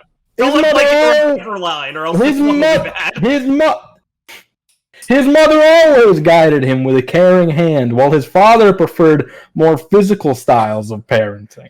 Okay, now you can run up like that sense deserves it. That's a Ben, get on the floor. I'm about to give you some physical parenting. He only alludes to things there. He never says his father beat the shit out of him. Oh man, Glenn, that's just like my parents.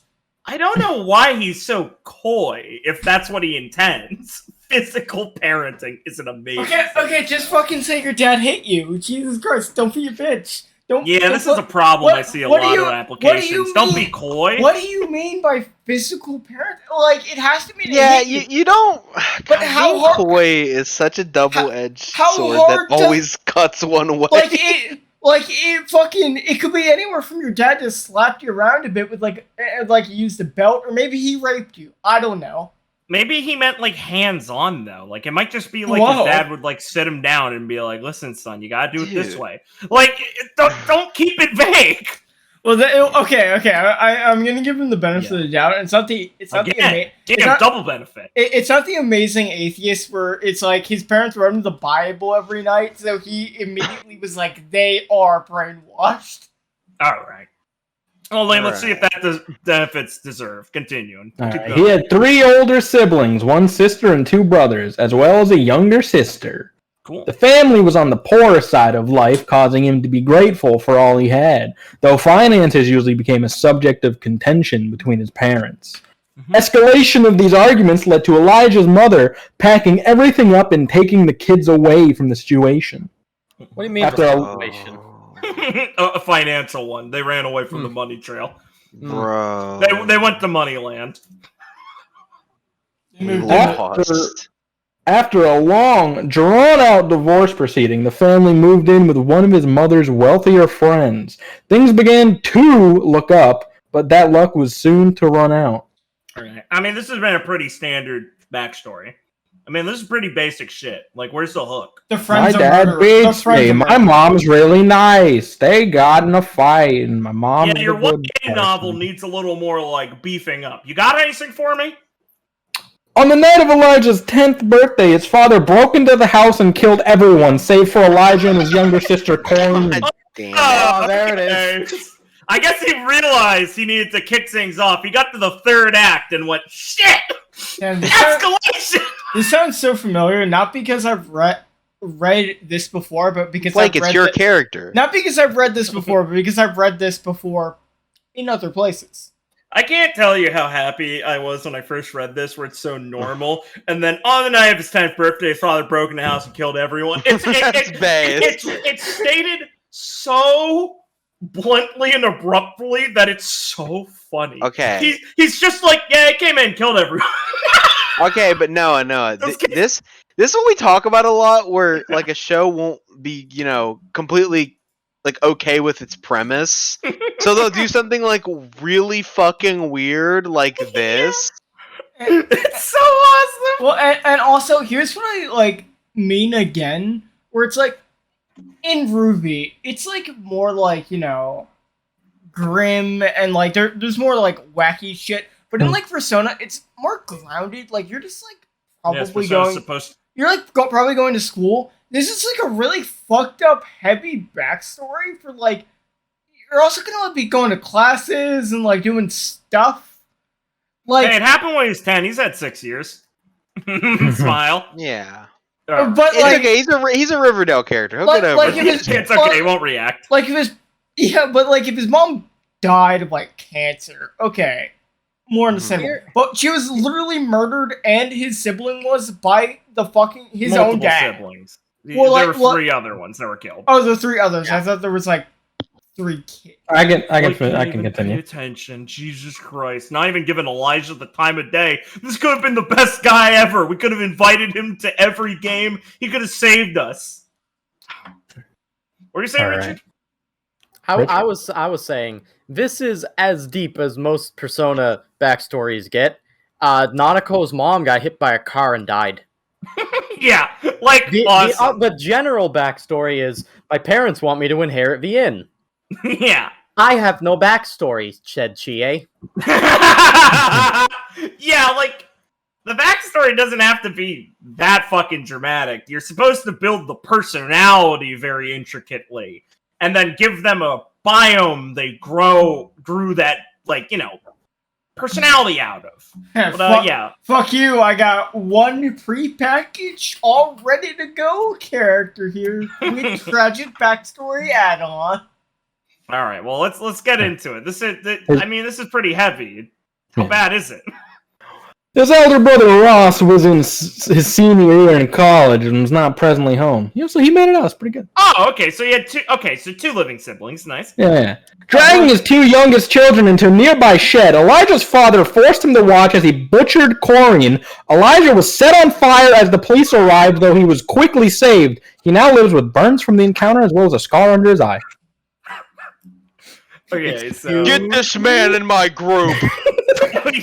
So he broke in, killed his mom. Hey, LeCook-san. The first thing that said to you.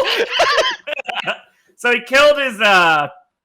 killed his brother, his sister, and his mom, basically off screen. Then took our boy here and his younger sister, and he, quote, butchered her in front of him.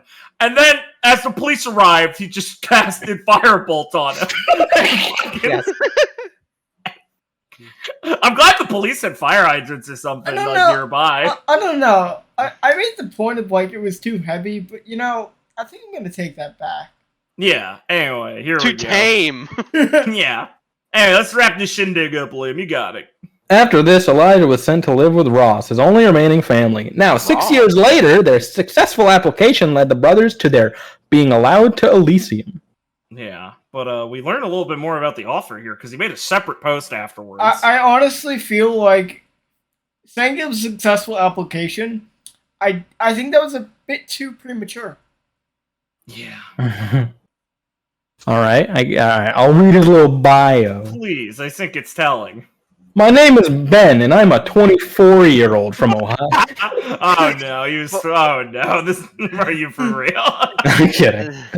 My name is Benjamin, and I'm 24 years old. I love the Persona game series, and though I am newer to Face Rip Gaming, I have no idea what the fuck that is. Fast Oh, Rip You Gaming? guys don't know about Face Rip Gaming? Come on. It's with an S, not a up? C. I don't even know. I have a lot of experience in other tabletop style games. I would love the chance to join this game. Thank you for your time, and I am willing to answer any questions you may have, period. Period. Masterful. Excellent. Yes, question. Can your character resolve any situation on their own, or do they just wait for the police to arrive?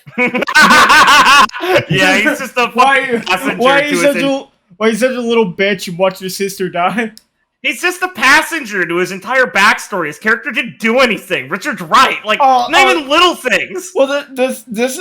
you probably have the character I'm thinking of, but there was a specific character I remember us reading one night, where it's like, their parents get like 75% of the backstory, and it's like really fucking funny how like they go in depth to like... Wasn't that the sex jester one? No. So many people don't know how to fucking do that properly. It's insane. We're talking about your character, motherfucker. Yeah, it's fucking insane. Okay, so let me take us here, Richard. You're gonna have one up here. So no, how'd this guy do in the game? Oh, I did not add him. I didn't even give him the polite responses, which I gave to much worse people, I'd say, honestly. Very cruel of me at the time. It's fucked up. This guy could have learned. Yeah, so this is yeah, but like that guy was 24, by the way. Just so you caught that. You guys were calling him You're like he's like 13. No, he's just an idiot and can't spell. Well, he's 24 at heart, or he's 13 at heart. Sure. So this is from Persona: The Sea of Fate. So it's a game playing mutants and masterminds. It's a text-only game, so it's filled with psychopaths.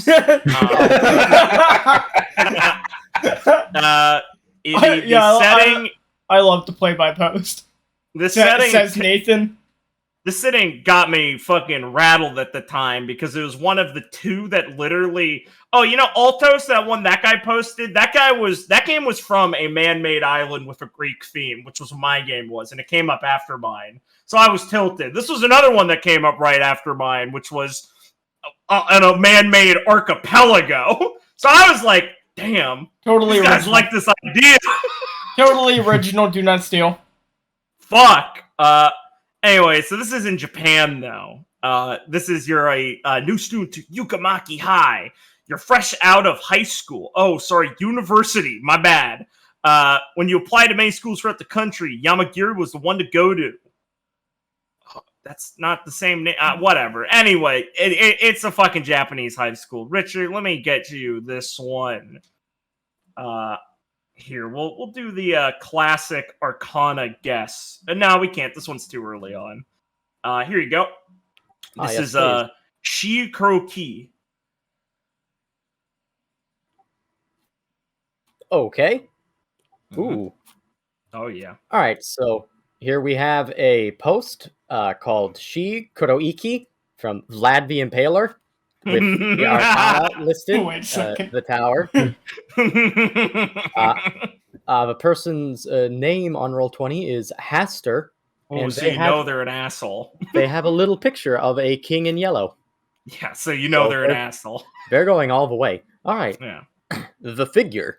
Character name, Shi Kuroiki. Gender, male. Age, 19. Character appearance, he's got an anime portrait here. What's the hair color? Black. He's an edgy boy. I will throw it over. Hey, let's it go. Is, God damn it! It's also incredibly low reds. Very cool. So are a lot of them. All right, take a look at this guy, everyone. What Arcana is he? Devil? I assure you, it's guessable. Death. Devil? Listen, Like that's coming from a death. Well, you know. Blake, what arcana? I said devil.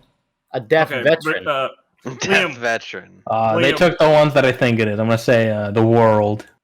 Base. Unironically, a good pick. It might just be the world. True. Actually, wait. Can I change mine? Sure. Yes. I'm gonna go with hunger. I think this is the guy who picked hunger. All right, go ahead, Richard. There was another one that was a good choice, and it is the most popular arcana for some reason. No way. Arcana, the Tower. Fuck. Well, I why should've do you known. represent? Why does your character represent this? Great question. Let me answer that for you. The violent upheaval of their prior life and the trouble they find themselves in daily, as well as their perceived arrogance. Okay, well, half of that was just a quote from what the tower means. You didn't really tell me why he's the tower, but all right, cool. And I'm not going to. Oh, great. Awesome. Well, why don't we continue along here? What's your character's personality like? I'm glad you asked. Bored, I'm not. uncaring, lazy, and a frequent delinquent, most people won't see them smiling unless they are caught with him in an interesting or unexpected circumstance. Oh, This- I love characters who are like, I only care if you're interesting. No, this sounds Yeah. familiar to me. Yeah. Oh, there's a lot of these.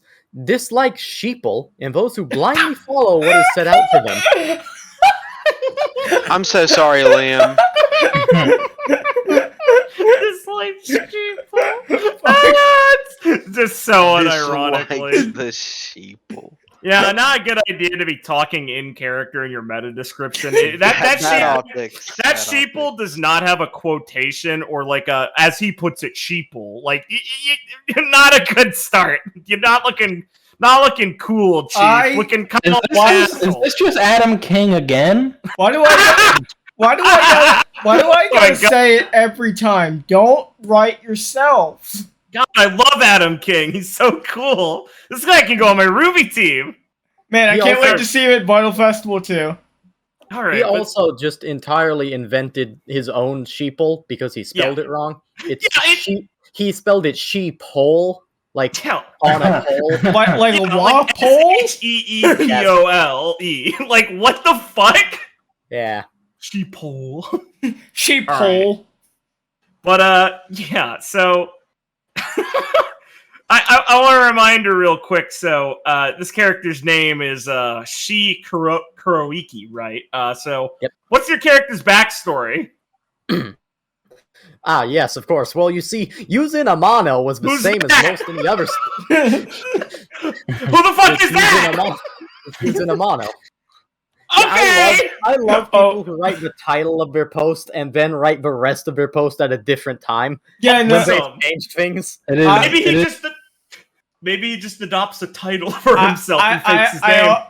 Naming consistencies are always my favorite in So- these when they just throw out random fucking names. Like, please just do a find and replace Yeah. if you're gonna rewrite a name. Besides clicking on those funny red lines, please also read it over at the end to make sure you didn't, like, I don't know, name your character two different things. Very based. Yes, but I assure you, his name is Yuzin, despite what the title of the post might tell you otherwise, because he uses that for the rest of it. Yeah. Interesting. Yes, Yuzin Amano was the same as most any other student up until halfway through the last year of high school. His best friend had been a bit of a delinquent all throughout high school, but it had been slowly escalating into more illegal behaviors, namely drug dealing. Okay, hold on. This is in Japan. That's fucked up for a teenager. Also, you were too nice to him. He said although out, not all throughout. I auto-corrected in my head. I saw the mistake and just was already past it. Understandable. All right, so he's slinging hash. Does he friend not was understand that drugs in Japan are, like, way more Nah, It's serious? like the death penalty. You My die. friend's a delinquent. You can be a pedophile, but you better not smoke pot. Yeah, no, that feels like some values dissonance. Yeah, pretty fucked up. Alright, now, Yuzin was a straight A student, obviously. Always course. handed in his assignments on time and never missed a day of school. He God. would do anything to help his friends, so when his best friend asked him to come with him because he didn't feel safe, he didn't have to think twice about it. I fucking hate... Uh-huh. I hate, like, all these fucking low-effort motherfuckers that are like, Yeah, my character's so dark and edgy, but he's also like super fucking smart. Well, no, this is like before his edgy period. This is before he changed, Blake. This is his unbaptized form before he goes through the Black Sabbath. Didn't he just say he was slinging? Didn't he just say he was slinging Blake, hash? That's his friend. delinquent friend, Blake. Gosh, listen to these. This guy doesn't give these Roll20 guys any credit. You used two different. Sorry, you used two different names. I forgot we were talking about another the person. friend doesn't have a name. Just turn down your music and stop playing Skyrim. I know the fishing patch just came out, but Jesus, man. We're not supposed to talk about when we record this. Yeah. All right, carrying on. When he got to the location, they were met with armed thugs and a man in a white suit. Behind him, a man had been beaten bloody and was unconscious. The man in the suit explained that he was a member of the Yakuza, or other gang-type organization. Or any other. I'm part of the Yakuza, or maybe not. Maybe I'm fucking with you. Asterisk, if your setting doesn't have the Yakuza, please let there be a different one. You can flavor me to be anything. My the Dark Brotherhood. My setting, like Japan, probably within my vision. Like the early 2000s. Have a little confidence you can establish thing in your backstory, dude. Fuck, man. Do you gotta ask? We have Tokyo too. Yes. So the man was a Yakuza or other gang-type organization, and that Yuzen's friend had been distributing on their turf, something the man in the suit was very unhappy about. Can I just pause and say that if you are in Japan and you are somehow an independent drug dealer, there is no way you're operating on the Yakuza turf? Yeah, how do you get away with it for so long? Like, not only is that a bad idea, but the Yakuzas are very public. Yeah, they don't really have to hide what they're doing. They'll just fuck you up. Like, also, I want to point out, it's very weird that, like, he gave his friend such a substantial part of this first paragraph. He just was like, nah, I don't need to name him. Like, bro, maybe it would help so you don't have to say Yuzen's friend every time you address him. No, I'm pretty sure it's because he dies. Oh, based. Nah, he wouldn't do that. Nah, he would never do that to his best friend. Yeah. The man who was beaten was Yuzen's friend's customer, who had been convinced to contact his supplier and meet them at the normal location. Okay, I'm sorry. It's like triple possession. It's so funny. I'm your mother's brother, and that's about it. I'm your mother's younger brother, and that about sums it up. Fucking Thanks. Christ. Oh, fuck. Yuzen and friend attempt to escape, but were shot in the back and fell to the ground. They were both just shot. Where Yuzen lost consciousness after witnessing the white-suited man. No one has names. Finish. The white-suited. After witnessing the white-suited man finish of his friend with a shot to the head. Oh, holy shit! Good thing he didn't off him though. The game was rigged from the start. Good thing at the end of the game he'll reveal his rubber bullets. This is broth, dude. Maybe a Yakuza shoots someone in the face without looking at him. But I'm no fink, dig. Yes. Yuzen... One sec. Yuzen woke up in an unknown building, on a bed, chest wrapped in red bandages. Oh, that's a good sign. To hide the blood. Yeah. As he tried to get up, a hand was placed on his head and pushed him back down to lying. I want to say lying is spelled like he told a lie. That's the most uncomfortable way to write that. To push his head back down to lying. Yeah. The person who had pushed him and sat down beside him, it was one of the thugs from before. An awkward sentence. He explained that... This is gonna kill you. He explained that he was a police officer, working deep undercover to bring down the Yakuza or other gang-type organization.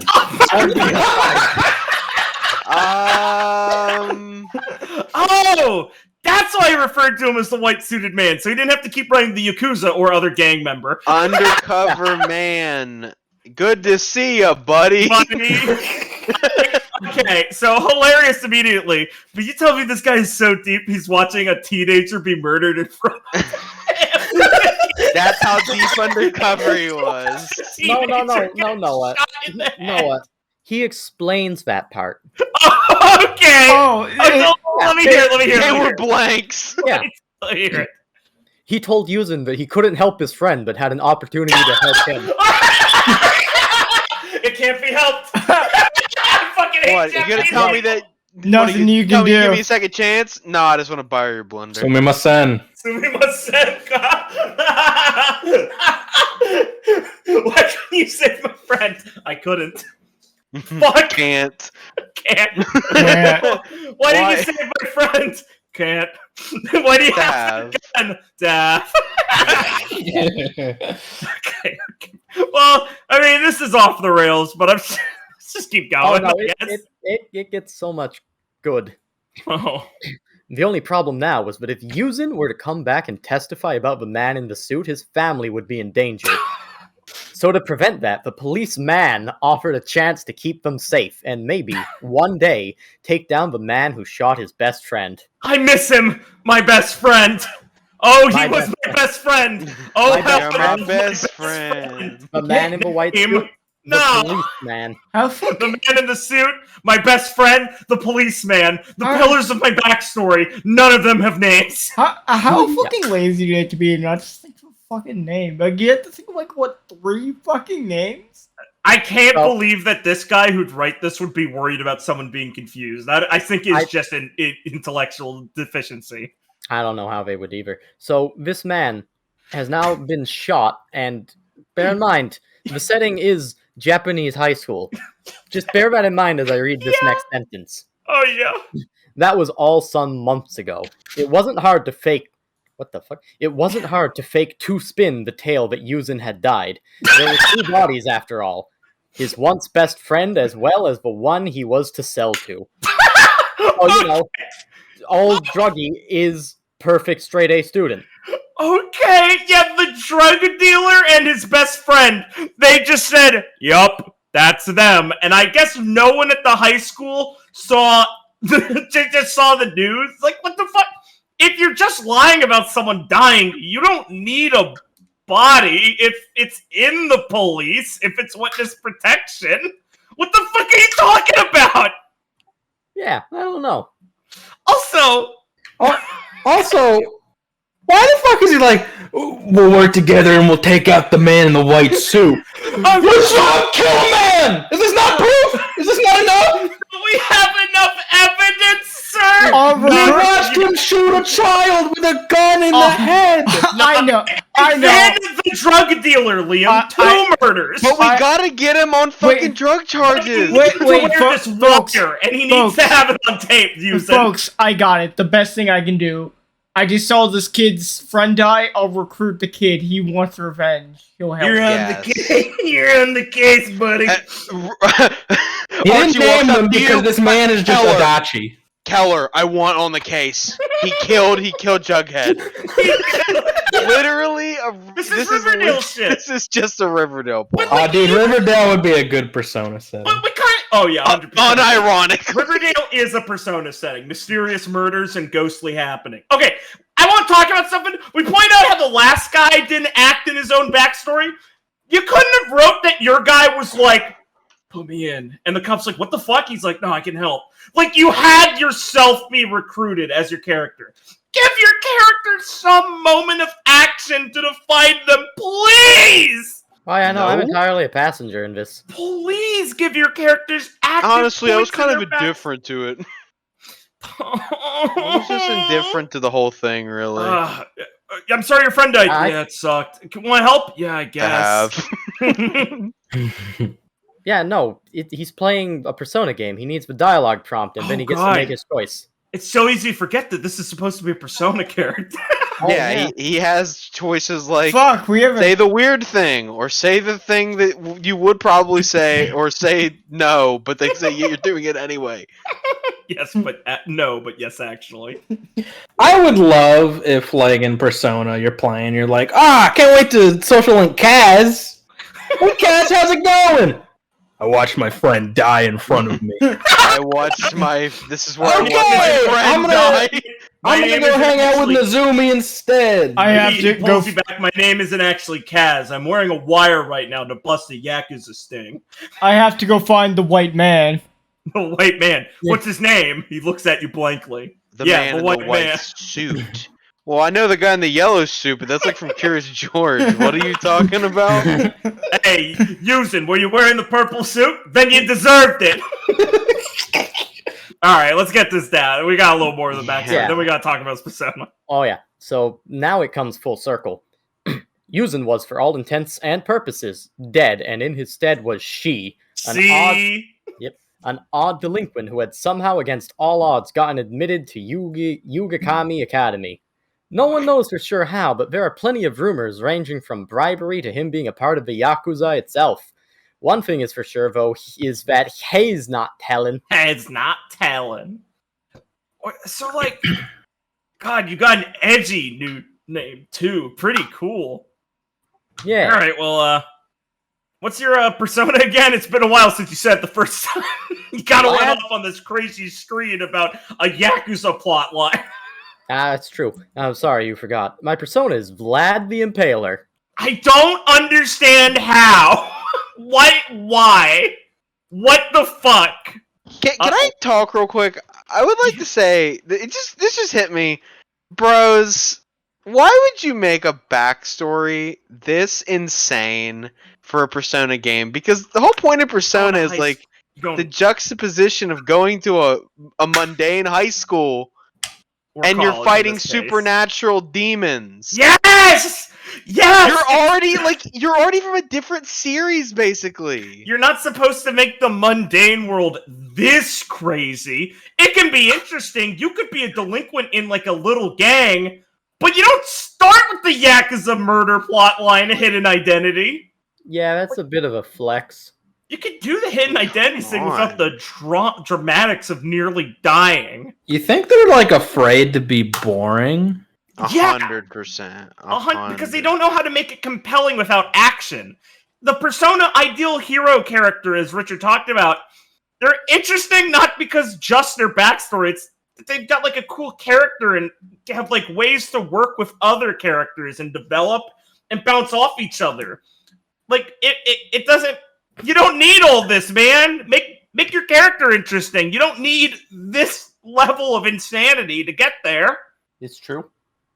It's fascinating when a mundane character has interesting perspectives. I'm not saying you have to be literally human fighter from a farm tier interest in Persona of like the level of creativity in this setting, but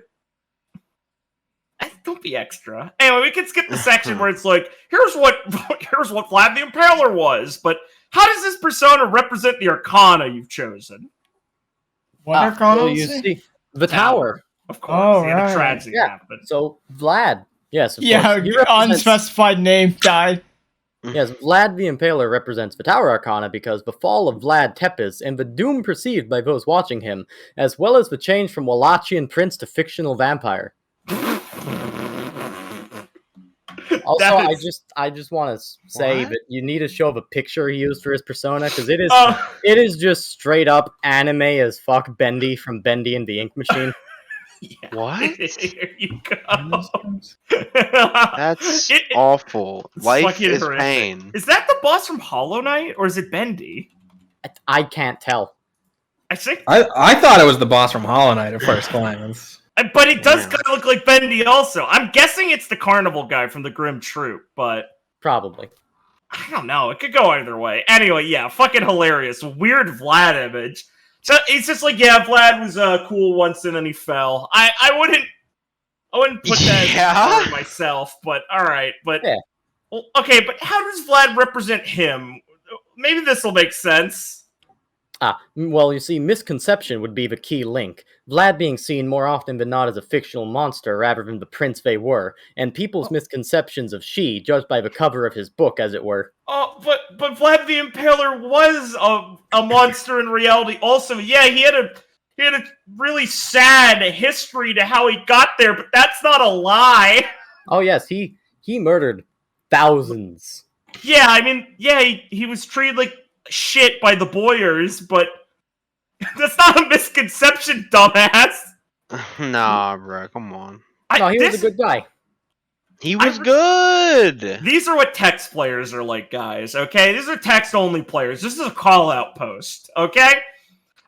This game has a fascinating question, by the way, in this section. Does your persona have a separate personality to you? If so, how does it differ? What a weird question. What? Yeah, like, what the fuck? Like, I guess they're given a level of individuality, but, like, I don't know. It's weird because it implies that they might not also. Hard to tell. Right. Anyway, what's the answer, I guess?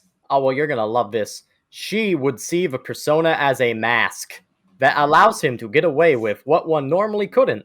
The truth of the matter, however, would be his persona would indeed influence his personality. Where she thinks that it is his idea to do the things his persona would do, it is actually the persona leading him down the most interesting road. Whoa, you didn't answer the question at all, actually! Oh fuck, Damn. She's going hollow. He just missed the question.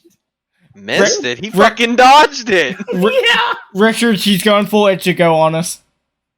Yeah. Alright, well, what is your character hopeful for in the coming year? Well, you know that thing that happened in my past, that thing you might consider a bad situation? Yeah. I made it up. What I'm hopeful for in the coming year is to make the best of a bad situation. And any bad situations that will follow him. Maybe meet some interesting people. This motherfucker's best friend was murdered in front of him. He was shot and he had to go into witness protection. And his response is, well, I like to make the best out of a bad situation. I get to meet new people at school. Good on him, dude. This is so weird considering that is juxtaposed against what's your character's personality. Boring, uncaring, lazy, frequent delinquent. Most people won't see them smiling unless they're caught with him in interesting or unexpected circumstance. Dislikes sheeple and those who blindly follow what is set out for them. Like, did he forget that that's the fake personality? Or, like, what the fuck? No, you got him mixed up. Well, I don't think you get it. What's the lowest point your character has gone out of? Are you seriously asking that question at this point? Unfortunately, yes. Well, alright, this answer makes no sense because it's deceit, distrust, and death, all capitalized. The reason he is now in attendance. See backstory. Thank you. I'm gonna stop you right there for a second. Where was the deceit? Yeah. Your What friend... was it? Oh, it's because his friend didn't specify what they were gonna go do. Yeah, but that's not deceit. Your friend didn't go, hey, you want to go to the arcade? Your friend was like, hey, I'm going somewhere but makes me a little nervous. You want to come and give me some backup? Yeah. He was as open as he could have been without being, I am a drug dealer. You want to go to a drug deal with me? He literally went, dude, I'm kind of nervous. I need backup. What the fuck did you think would happen? It'd be fucking safe? Yeah, and also on that, where is the distrust? Did you distrust the Yakuza? Maybe the police now? I don't know. I don't trust a guy that fucking watched my friend die. This cop's bad. I would believe him on that if he had put that in! I don't know. Felix, I don't know. I don't trust the big grim that killed my parents. So, does your character put a lot of... Okay. This question is fucking insane. Does your character put a lot of emphasis on in their lives? Now that question makes no sense, so naturally.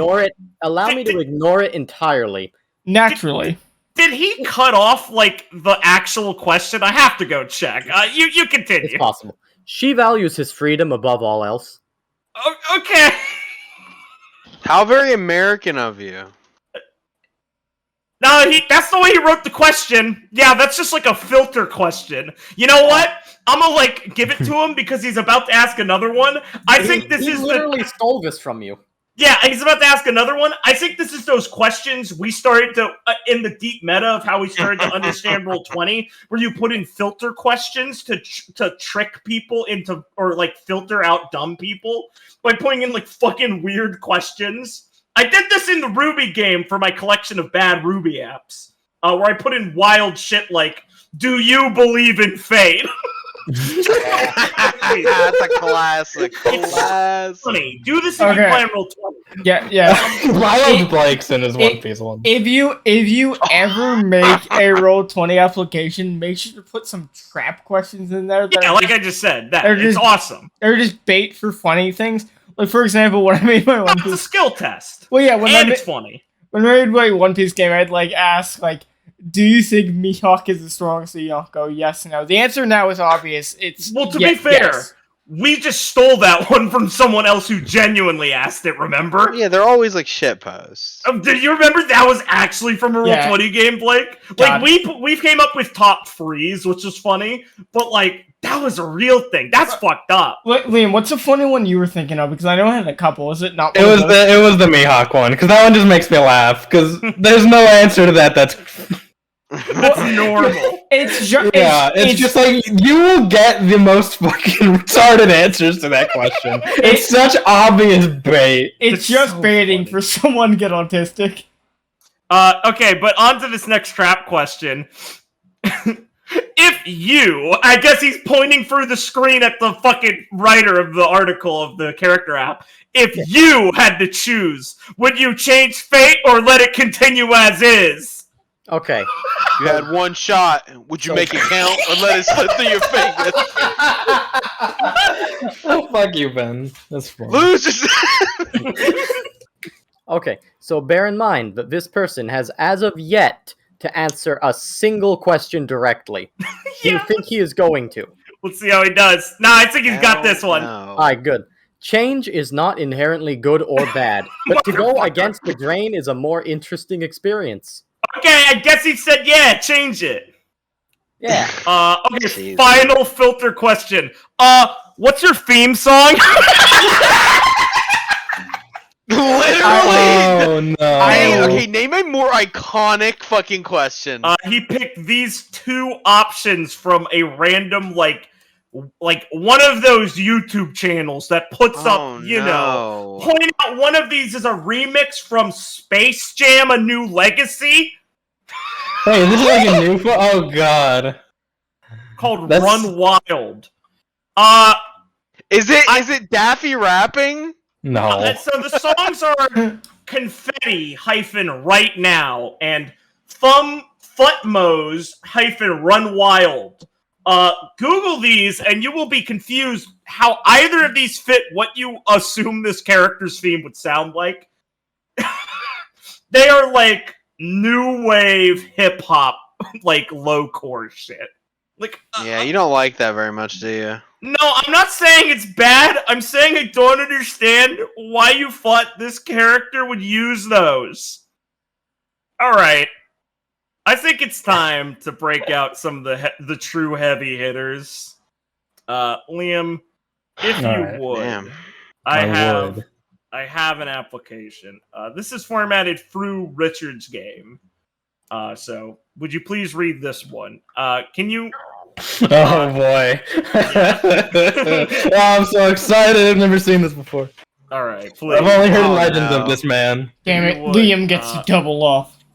Application. What's your character's name? Ian. No, that's your player's name. I'm sorry, but he is a character. Hey, you put some respect on his fucking name. Nathaniel Drag. Drog. Alright, Nathaniel Drog. Richard is pained immediately. He thought he was out, and then they pull me back in. I can't be blamed for any of this, except the parts I responded to. We're gonna get into that! Alright. Give me the description. Alright. So remember, think of this. First year of college in a cultural exchange program.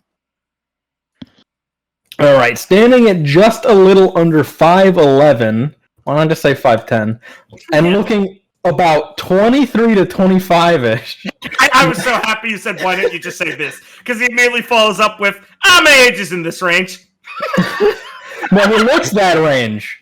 No, that's the only indication of his age we get. Has commitment problems. Nathaniel is a picture-perfect example of a well-mannered, well-studied, and well-off scholar or student. This guy is almost never wearing some sort of finery be it a watch, ring, or tie, and almost never wearing? Never. Well, he fucking dropped that. Okay, Yeah. sorry, it's just like a weird way to put it, like to specify. 100%. Like, yeah. I never wear watches. Anyway, tie doesn't really fit there for me, but yeah. Yeah. Anyway, never wearing some sort of finery, be it a watch, ring, or tie, and dresses in neatly trimmed and proper black slacks with a vest to complement. His hair... this fucker's wearing a vest. Oh, it gets worse. His hair is rather long and is a nice, warm copper, though he often wears it back in a short ponytail to keep it out of his eyes. Did you forget that Nathan was supposed to have a ponytail, Ben? I sure did. No. See, this is what I love. Okay, I'm gonna give him some slack on this. Oh, there's so much mostly of this. because Roman also had things that I just dropped. Oh, there's so much drop shit in this. It's so funny. Oh, 100%. Oh yeah, remember, folks, when you make an application, that doesn't mean everything in your application is gonna stick. Yeah, like things fucking change. No, but when we haven't gotten to my favorite line yet. But I will say this, folks: this character written down and this character played. Oh, whoo, sheesh. Because listen, Ian writes in a way where you can. I forget the proper way you're supposed to say this, Richard, but the author has a very clear voice. Whenever he writes something, it's very much Ian. You can tell he wrote it. He's got a little voice how he narrates things, as you can tell already. Yes. And it's not terrible necessarily. It's cheeky, and some people like that, which is why this can seem like a pretty nice application, because there's lots of thoughts put into things. And like said, you can lose things in translation of how you play, but when literally almost everything is dropped, especially personality traits, that's a bad sign. But anyway, Liam, please go on. It also depends on like how mutual the dropping is. Like, does the game just kind of go off in some direction, like things just naturally kind of shift, or does it like, okay, session 3, you know what? Maybe I don't give a shit about, like, this part of my backstory anymore, and I'm not going to say anything to my GM. Yeah, probably not, like, things you want to, like... You probably want to be very clear with aspects you don't focus on, but it's fine. It's fine. Anyway, Arcana? Moon? Oh, Moon guy. I wonder if this is one of the influences for why Richard says he hates moons. Yeah, it might be. No, that can't be it. No, it is. So how does he fit the character? How does this Arcana? My fucking god, he wrote 5 fucking paragraphs. Yeah, Richard had some nice formatting, and this is another trick. This is Roll20 hot tips. This one works so fucking well, 100% of the time. So when you have a game, if you have a friend beforehand and you're making an application on Roll20, you want players. Have your friend fill out the application in a well-done way and follow the steps. Because it is a proven phenomenon on Roll20 that the first application will set the standard and people will follow it. I was so blessed in my fake application process where I was scanning through players for my game because I was curious about some things. And some guy came in, like the absolute legend, and wrote like such a long character introduction that everyone tried so fucking hard after it. And Richard and I had done this in the past where we'll do like a little character thing and people will follow it. So because we wrote nice setup apps, these guys all went, well, fuck, I gotta try really hard, I guess. And these are the results. Yes, people can be tricked into putting in the work they should. That's so really funny. That's fucking genius, honestly. I mean, it worked on me. It sure did. And I do the same thing. It is a proven phenomenon. Always look on Roll20. First app, you can follow the rest. It follows. Yeah, so funny. Because it's like if you open it and you see like most of the people. Because you know the first one. You see the ones. Yeah, it's especially someone who's in the game already. Yeah, which it's is like why it works great. And with if a you friend. see like they didn't give a shit. Like, it's just like, oh, okay, it's like, what's the point? Yeah, most people won't think they need to try hard. Yeah. Alright, but continue, Liam. How does this fit the Arcana? Alright. Section 1. Feeling fear. True. Despite his outward calm and supposed serenity, Nathaniel is... That didn't last. That didn't last. Nathaniel is... ... quite literally afraid of both of what the future holds. Of both of what the future holds. Oh, sorry. Yeah. Oh god, he throws so many commas into a sentence Yeah, it makes my he's brain one- turn Oh off. yeah, one of those. he's addicted to them. Sorry. Quite literally afraid of both of what the future holds and the world around him. I love people who just send commas fixed around on sentences. This just doesn't need to be a comma there. The and separates the No, two it doesn't. clauses. You don't put a comma between those. At best, he feels shoved, pushed, and driven towards a life that he doesn't want to live by his friends and family. At worst, he's trapped and unable to escape the weighty expectations that comes with having lived as his father's shadow for so many years, forced to try and become not just an equal to the man he looked up to, but possibly even surpass him. I forgot that Nathan apparently had like a bunch of peers who were like, "You have to be a great archaeologist like your father, Nathan." Yeah, I just want to point out the character had no friends and had no family. Alright, These are all I true mean, statements. Keep going. In actual practice, none of In that. actual practice, yeah, this is like debunking like a myth. This is we're the Snopes of Ian's Roll20 application. And Snopes says lukewarm at best. Well, this is like, how I'd apply for a job. I'd be like, I know Java and C# and all these other languages that I don't know.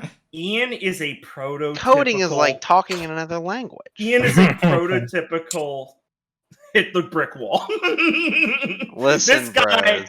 is powering through shit, and he makes it seem interesting. But it's not. But continue. Yeah. Mhm. Oh, sorry. Someone gonna say that? No, I was going to No, say, okay. for Jen, I was going to say, sorry. No, Alright. keep going. With so high of expectations and lacking the drive and courage to try to rise to the challenge. What? Yeah, I don't know. I don't know. Fuck, these sentences don't go anywhere. It's no wonder that Nathan... Why did he put Nathan in fucking... Quotes. I don't know why in simple quotes. Quote I don't know why unquote he puts- Nathan. Literally, quote unquote, Nathan. I don't know why he's so vague and confusing. My character is quote unquote gay. No, I hate how this man writes. Keep going. It kills me. It's so no wonder awesome. that Nathan can only think of the apprehension that doggedly follows him, nibbling at the back of his mind, asking questions that he honestly doesn't know if he'll ever have or even want the answers to. Truly a tortured soul. Like I said, real YA writer vibes here. Hey, truly let him trying to impress go. the 13-year-old reading your book. I'm going to interject here. Yeah. It's that this man had the audacity to tell me, either in private or out in front of everyone, I forget which, that he was in a creative writing class, and he was that person that never got any comments on his stories because everyone thought they were too good. And I was like, dude, you literally were just writing with a thesaurus open beside you. Nathan is... Oh my god, Ian is such a fucking gem. Ian is such a fucking gem. Listen. This man, because I asked him, went on a fucking hour-long description of his My Little Pony Fallout game for me. Ben, Oh, Richard come on. One. We don't gotta out him like that. We're not Guys, talking about that here. Richard, Proud. Richard, I believe him. Let's I mean, see. how You does know he? why? Richard, how Was does he the one with the One Piece game, though? No, that was Matt. Richard, I how think does he was in the it. other? How does he get it in comments? The other serfs can't even read. The others can't even read. I want to point out that this wasn't just because the Fallout game was My Little Pony. Like, dude, My Little Pony's gay. It's like, no, because Ian set this up as, damn, there's this one game where my character had a harem. That was the lead. Well, was. I'd also like to say he said it was Pony a fall. Fallout It was game. also Fallout, so he said it to hurt me. We're Yeah, playing. he said I had We're- a Fallout game that was like I had a harem in. We're We're like, playing- oh, what about? It went, well, actually, it was a My Little Pony Fallout game, and We're- Ben's soul left his body. If we're playing Pokemon, I want to be Slazzle. I want to be. The slut. Come on, I want to be the guy fucking Slash. Oh, maybe I shouldn't say this, but this man has tried to run 2 Pokemon games I'm aware of and is maybe currently in one right now. I I man, shouldn't say this. my man Ian's dangerous However. around animals. And Liam, All right. stimulating the imagination. All right, how the Arcana fits the character. Section 2. Believing illusions. Yeah. I'm sorry. Did he add these headings, or was this part of your first Those one? are headings, those This are is part of headings that are off of the site that I Yeah, referenced yeah. everyone to. Yeah, so Okay. so that's why they sound so high-handed, because they're from the fortune-telling website about. Oh, so he picked like the four like pillars of this thing. Yeah, and is making a pair. Okay, I understand. How It's a he fitting could- thing to do. It's what you do to actually show that you're trying. This is All right. correct. Alright, it's fine. It just makes me laugh that he actually wrote 5 paragraphs about this shit when other people have written like 2 sentences, and the other ones we've gone over it's very funny. Listen, we're showing like what low effort Persona games are like and what high effort Persona games are like, and both still got these fucking people. Yeah. Alright. Believing illusions. It goes without saying that distortions that cover and shroud Nathan's perception of the world around him clearly lie deep, having fooled himself into thinking that he has to do this to himself. To struggle and flail, bitterly and desperately, for any and everything that can help him live up to the glory of his father's legacy. Chasing after the sun, even if it had long since turned to dusk and night had fallen. What he wants doesn't matter now. His own desires can wait. He has to do this. No matter what. He has to make Dad proud. I love his writing style. It's so funny to read. I feel like my blood is curdling waiting for the sentence to end. He builds up his sentences so Man, much. I love them. You can tell he has no creative writing. He's doing the manipulative method. See, folks, this is something I've been jealous of Ben, Richard, and Noah for years, is that they got to talk to Ian on a regular basis.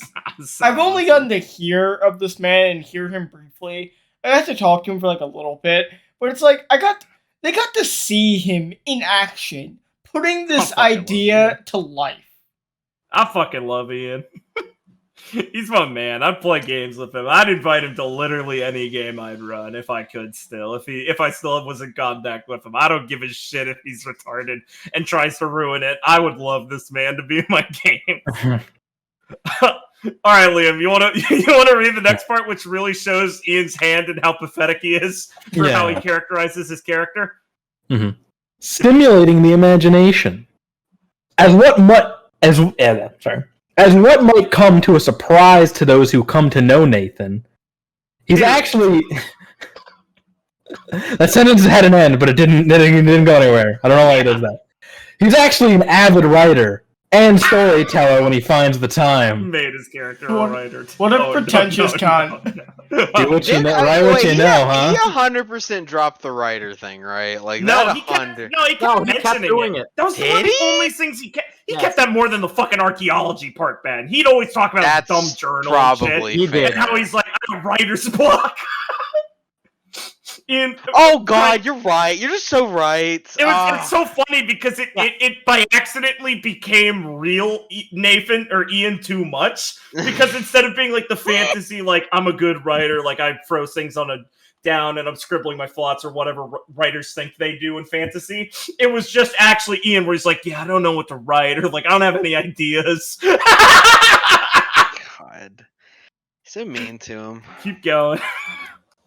More than happy to lose himself in both the words and words inside his head once he sets himself down to write and think. Period. This is so difficult. The last paragraph was amazing to read. It all flowed. This one's cutting itself off every word. He's so schizophrenic. Each turn has a stop sign on it. It's very funny. Vivid scenes playing. It's the red light, green light of Persona applications. It really is. It doesn't help he doesn't know how to use commas at all. It's true. You should see how he writes when he's actually doing a narrative. Oh no, we're not talking about the spider story. They're not on a podcast. We're not talking about that. Is he the one with the gentleman? No, that's Matt. Okay. I'm always mixed up being a Matt. They're both the same person in my mind. For the Waluigi and Wario, Richard. Alright. Vivid scenes playing across his imagination, filled with magic and wonder. It's almost a surprise that he's not taking any writing courses, and with how he sometimes just gets lost in his own head. Dude, he's such a writer. He's not taking any courses in college for it. Fuck. All right, Jughead. Yeah. Fuck, he's such. Honestly, though, Ian was our Jughead. Oh my god, yeah. Oh, Nathan really was Jughead. Holy shit, that's a really good summation of how That's Nathan basically acted in yeah, game. and I was Veronica. Base. Continue. But they can wait. After all, there's that next test he needs to study for anyway. Even if he doesn't want to, he can't just let down Dad like that, can he? This was such a bigger part in his backstory than in Dude, play. his dad had like nothing to do with anything. Because he never talked about him. Well, yeah, he never. Well, Richard, when do you want to say the funny line? Let's not get it. Let's I'll go a say it little more. later. Yeah, let's Thank save it a little more. All right. Ian Fair. tried to be like, it's realistic that I wouldn't want to talk about it, and then never did for 3 years of playing the game. Wow, very fucking cool. I love realism. Who would do such a thing? Based. Definitely didn't do something like that with Gwen. Anyway, Nah. Liam, this was 3 years. Yours was like 12 sessions. You're not as bad. that's fair. That's fair. God, it felt like 3 years though. Based, thanks. All right. So if they're, feeling bewildered. Yeah, same. Me, IRL. Yeah. You know, this first sentence is fucking pain. Keep going. You got this. So thoroughly lost in his head, it should come to no surprise that Nathan feels lost and confused. Adrift in a world that he doesn't understand, faced with challenges that make his head spin despite his best efforts. It's almost like with every turn, he only manages to pull himself deeper into his own labyrinth. Personal labyrinth. Jesus Christ. His own personal labyrinth. Apologies, my brain skipped. It's so What? juicy you couldn't say it. Wandering the endless halls of his own self-defeating ego and mentality. Every path looking the same as the one before. Aimless and wandering without a true purpose that he feels that he can actually follow. Pulled between the extremes of his heart.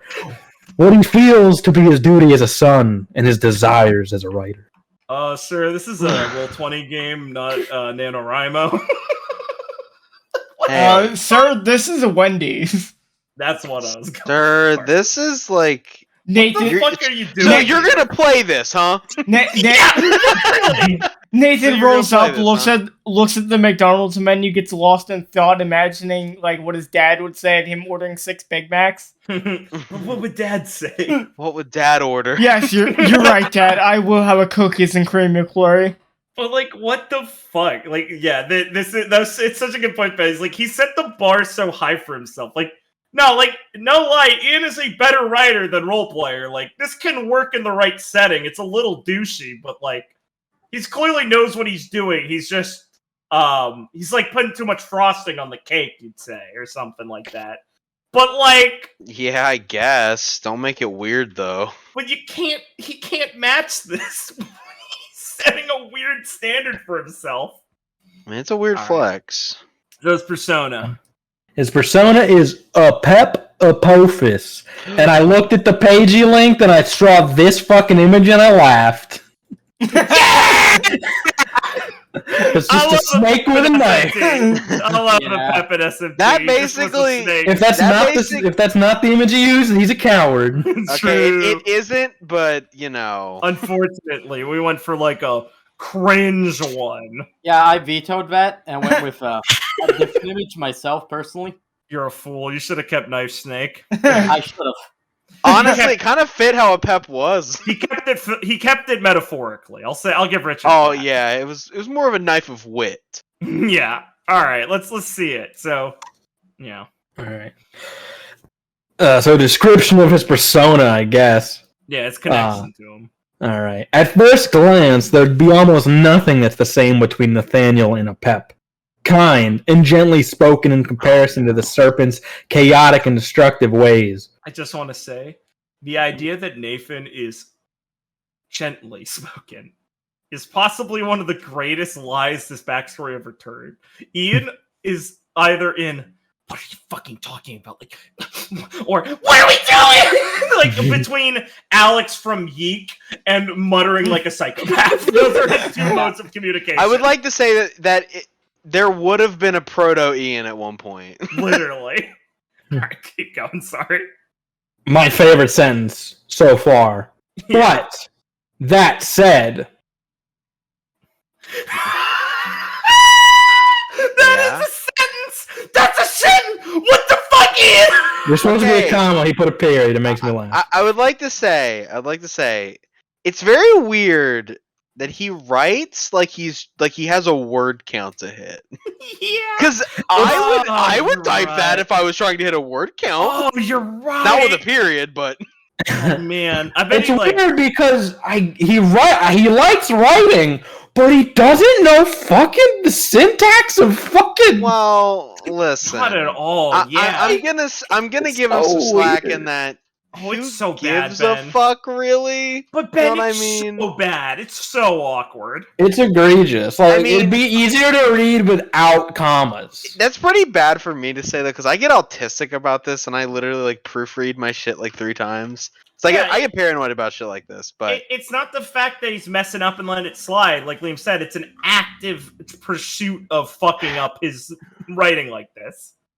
well, he might think it's quirky. Yeah, true. Continue. Well, I feel like he has like a monologue in his head, and every time he has like a pause, he puts in a comma, even if it wouldn't my make God. sense for reading it. Oh my god, that's just so real. Oh, that sucks. You just fucking put him on blast. With the truest thing you've ever said. That's fine. I don't know. Fish. I'd love to. We could be best friends. You really would. I think you Right. two would unironically get along very well. Dynamic duo of Waluigi and Waluigi. But that said, they do harbor a connection in their goals, as they both, in their own way, are chasing after. He didn't put a comma there. That fucked me up. As they both, in their own way, are chasing after their respective sons, struggling and fighting as hard as they can to catch up. Not to Ironic, mention 'cause that. he's chasing his dad, which is his son, who nukes Boston at the end of Fallout.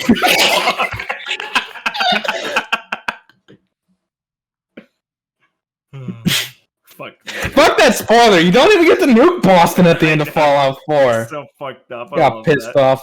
Fake spoilers. Anyway. Not to mention that, deeper down, a pep can represent Nathan's inner doubt and hates.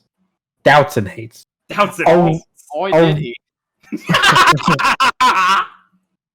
A writhing serpent vowed to consume the sun and plunge the world into an everlasting night if it ever managed to succeed, and the growing, ever-present desire to simply leave and toss away everything that he had worked for up to this point seems rather fitting in its own strange way. Yeah, asshole. It's because it fits your character. That's why. It's not Yeah. strange. That's the goal of this exercise. All right, let's just rip the fucking bandage. Liam, what's his defining trait? Oh, you mean aside from looking, sounding, and acting like a classy butler? Because, you know, butlers are the greatest thing ever. There is nothing that Liam enhanced about That That's is my exactly favorite how it's line. written. That is That's my exactly the favorite way line. it's supposed to be read. He wrote it that way. Liam wasn't even hamming that shit up. That's exactly how it's written. I did not read that sentence ahead of time. I'd just like to say, Okay. I did not prep that. I did not look. I just saw it started with, oh, you mean? And I'm like, I know this is going somewhere Oh, great. this? Cool fucking character Oh, you trait. mean me, my classy self? This defining character Oh, you trait mean that my was fat never cock. used. This was never acknowledged or followed, and it's supposedly his divine trait, which, by the way, is still like a personality trait, guys. You know, Nathan, hold on, we border have around to- the non-fiction section is you have a We fat have cock. to talk about the fact that this is funny because his character did not. This is so far away. This is literally the reverse of what he did. So, That is Nathan, not how he fucking was. Not how even would close. you describe him concisely, Ben? The character of Nathaniel Drog is like this weirdo.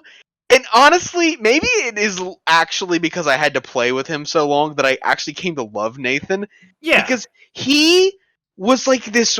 What's the word when you're like really like hyper? High strung. He's high strung, but there's another word for it where it's like he's always like freaking out about something. Manic. Like yeah, he's manic. Like he was just a manic fucking weirdo that was just constantly like, oh god, oh fuck, oh fuck, oh god, oh fuck, man. That sounds like a really funny character to have on He Persona really game. was. Nathaniel was base. there are two ways he handled situations. And I'm going to fucking kill you. There was also the side where he went, I will kill you, and started talking like low and dark. And he had an accent sometimes. It came and went. Sometimes he would do an accent. And It came and he's went. American, so it doesn't make sense. It really doesn't. So, no, he had weirdly he would perceive things strangely as slights, or that characters would ahead of time hate his character. He really played like a schizoid paranoia, where like he was like always jittery and drinking coffee and like would come up with insane deductions about how people thought about him and would react in insanely obtuse ways. Like one character's persona was Horus, who in mythology, Apep and them are immortal enemies basically from the stories. And Nathan's reaction, unlike the other person who started like, oh god, I'm sorry, like this is fucked up. His reaction was, yeah, Pep, I fucking hate her. You're right. We should kill her.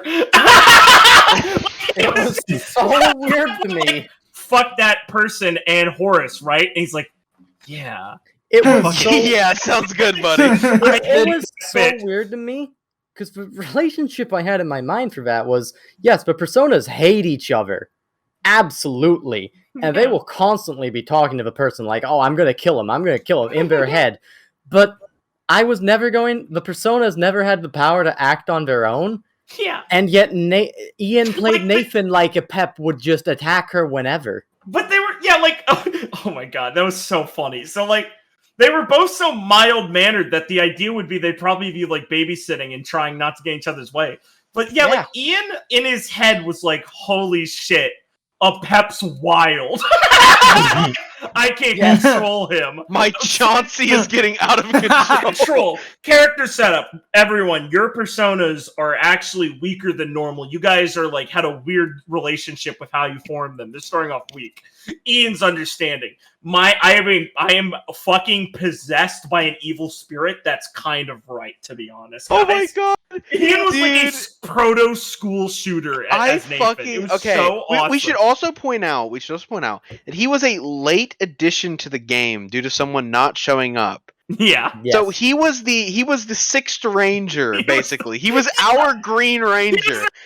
And he added to a very already pretty weird dynamic by being a weird manic psychopath. Like he came in, tried to act a little normal, and then someone either made I know what happened. And they talked to Eve once, and he said if Vic Ever was this character who is this like Romanian like harlot, like 19-year-old like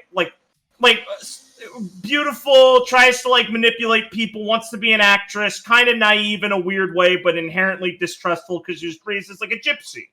And like his first response to this woman is out of game like, oh man, she's like a lolly. And everyone was like, Ian, what the fuck are you talking about? He's like, Ian, what the fuck? Have you seen the picture drawn of her? She's not a lolly. Well, she wasn't, and like it all came down to she's uncomfortable because she was played by a woman, I think, and Ian just spurred the fuck out. And like, sorry for him, but that basically set his character in trait because he was really weird in that first encounter, and everyone else reacted that way.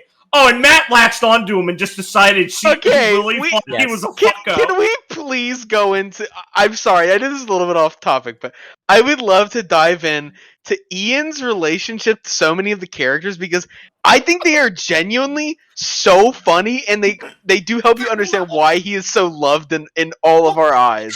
I know, Richard, I know why you hate him. I understand. I hate him for so natural and genuine. I hate him for reasons that have nothing to do with how he played the character. I hate him for reasons for how he planned the character. and didn't tell me. Okay,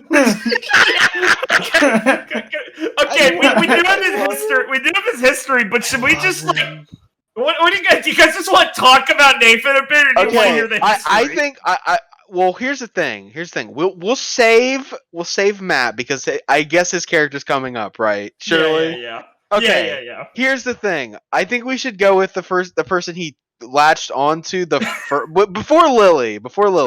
He latched onto Soren, if I'm not mistaken. Yeah. Okay, so which is your character now, Soren. Soren K. And Soren and Nathaniel were literally the fucking funniest duo for so long because it was literally a character.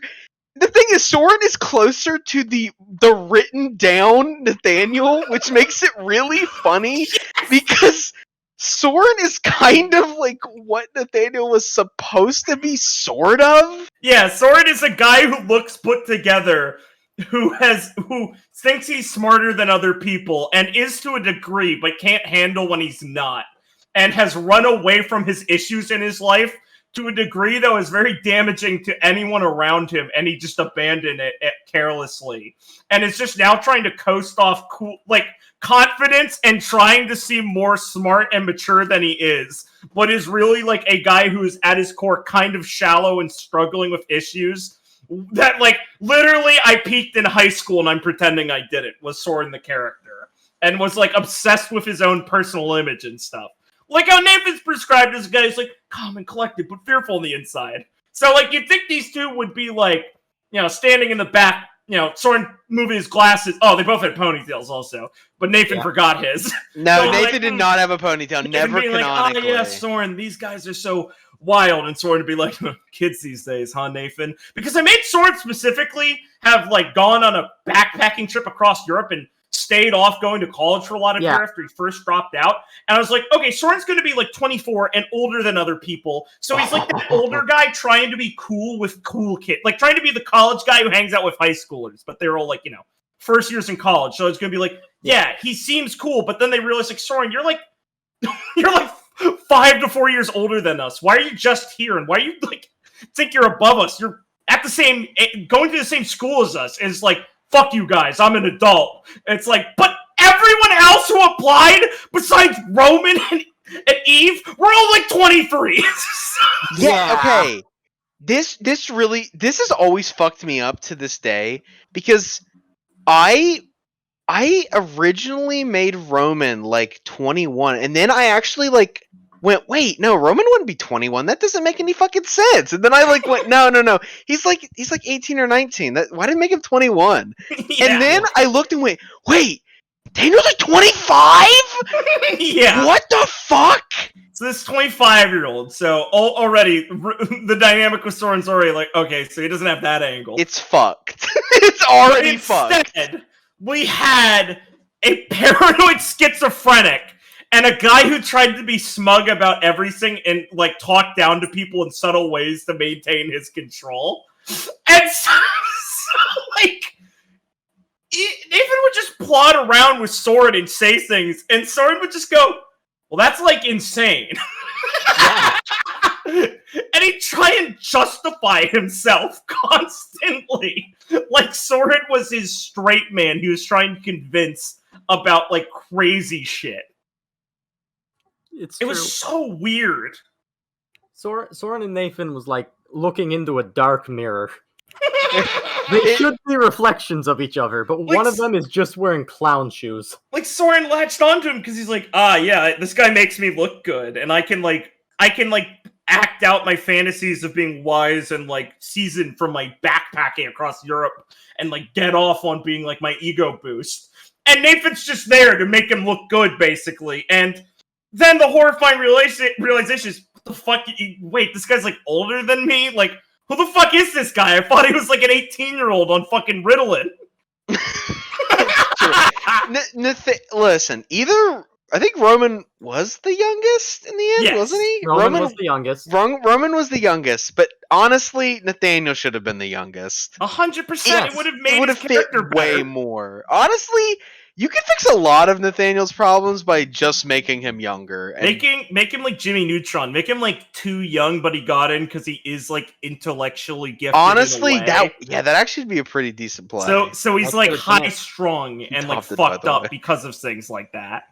Okay. It's so fucked up because like we're Yeah. making fun of him, but like that was a genuinely I loved every scene with Nathan because his character was awesome. because he was such a fun character to play off of because he was he wasn't the wild card to the degree of dude chaos wizard sorcerer rolling on the table, but he'd sometimes just pick up the weirdest inference from something and go wild, and you'd be like, well, this is a scene now. Where it spurred the fuck out in front of someone, and you'd be like, I don't know what my friend just said, but I'm really sorry about that. You'd leave the scene and you go, what the fuck is your problem, Nathan? Yeah. Is that a jumping off point? Yeah. Is that a jumping off point to Roman Yeah. and Nathaniel? Yeah, exactly. An even weirder pairing because it's God, there's so many Thorin things went from I have an underclassman I'm abusing to make my ego feel good to Nathan going to Roman, who is his older brother. I mean, unironically, Road was just like, yeah, man, let's just hang out or whatever. And then they would hang out in like varying places, like the bar Let's scene. go to the bar. Oh, the bar scene! Classic! What a classic scene! Yeah, just give us a quick little setup for the Okay, appreciation of what I gotta the scene be was honest, I before we don't remember continue. the fine details, but all the thing that always sticks out to me is okay. They're in Russia. Roman is Russian. Nathan is American. Nathan is American. So at one point, a guy is like being an asshole to him, and I forget what he gives him. He gives him like a shitty drink that isn't actual Yeah, he gives alcohol, him, and like, fucks with mouthwash. him. He gives him like mouthwash to drink, and he goes, "What the fuck, dude?" And Roman's like, "Oh, that's pretty funny, but seriously, give him the drink." But then he goes, "You know what? Fuck Russia and fuck you, you fucking Rusky bitch." and Roman's like,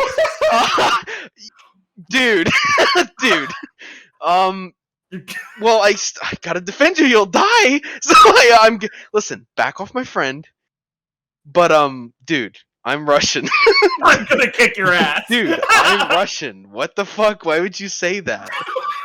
Why would you say that? They are in a specifically like dingy Russian pub when Roman is like a Russian gangbanger kid in the mob, basically.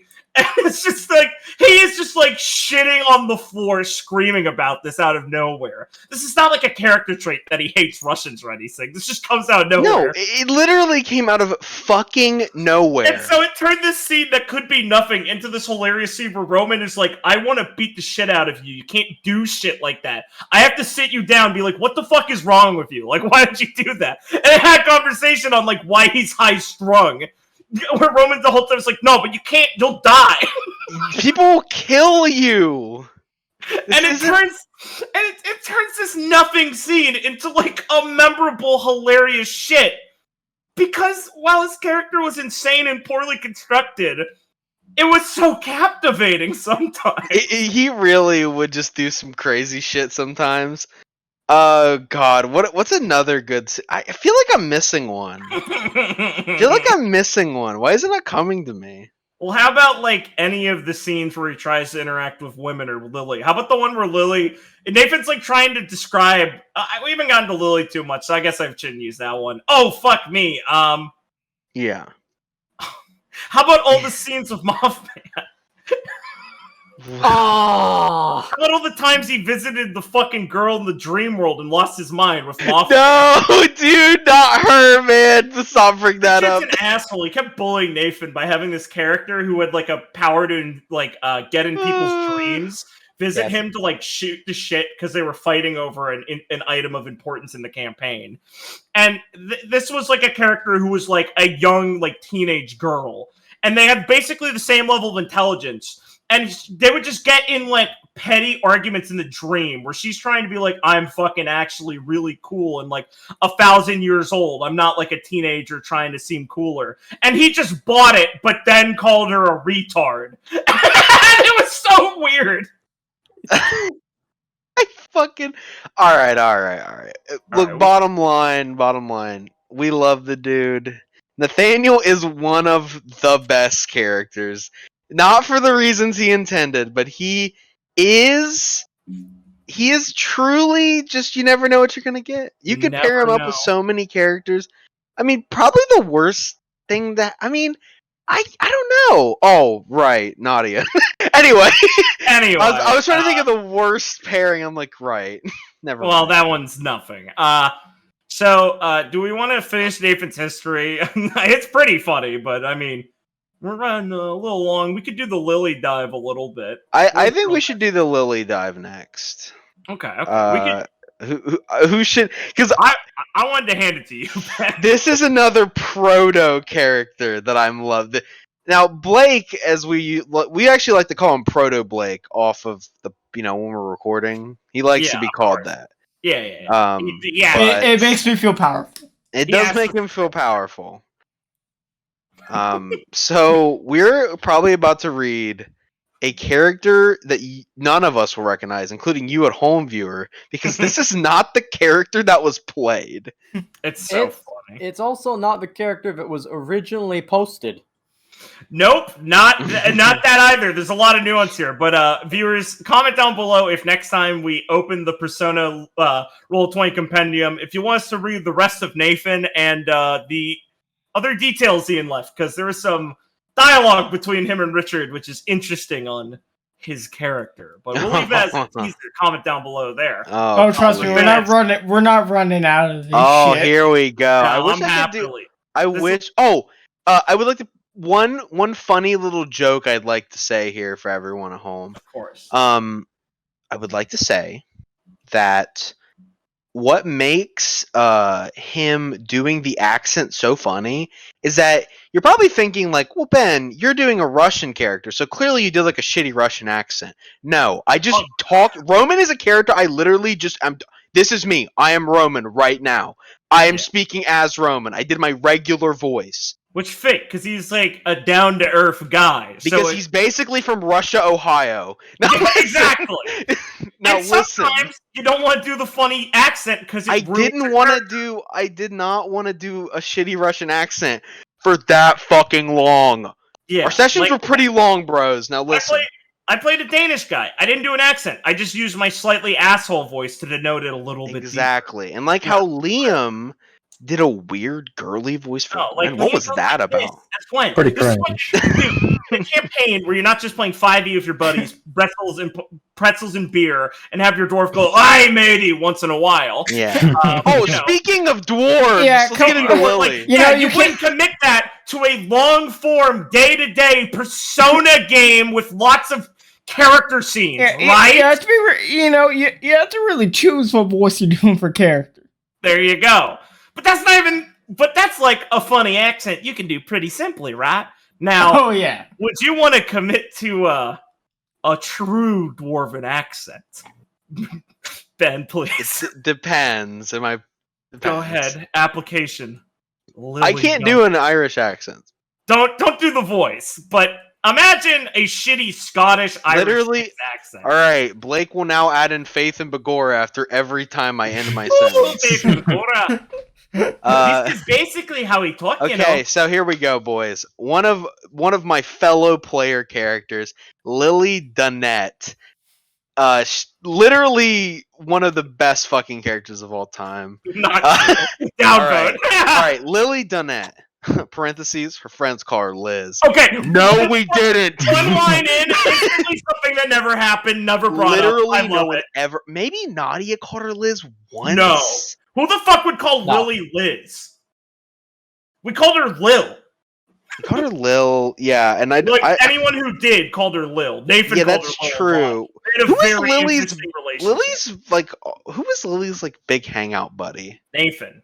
Nathan, right? Lily and Nathan were a menace, Nadia dude. and Eve early fucking on. menace. No. Lily mainly did a bit of Nadia early on, a bit of Eve as like an antagonistic rivalry, and then Soren early on.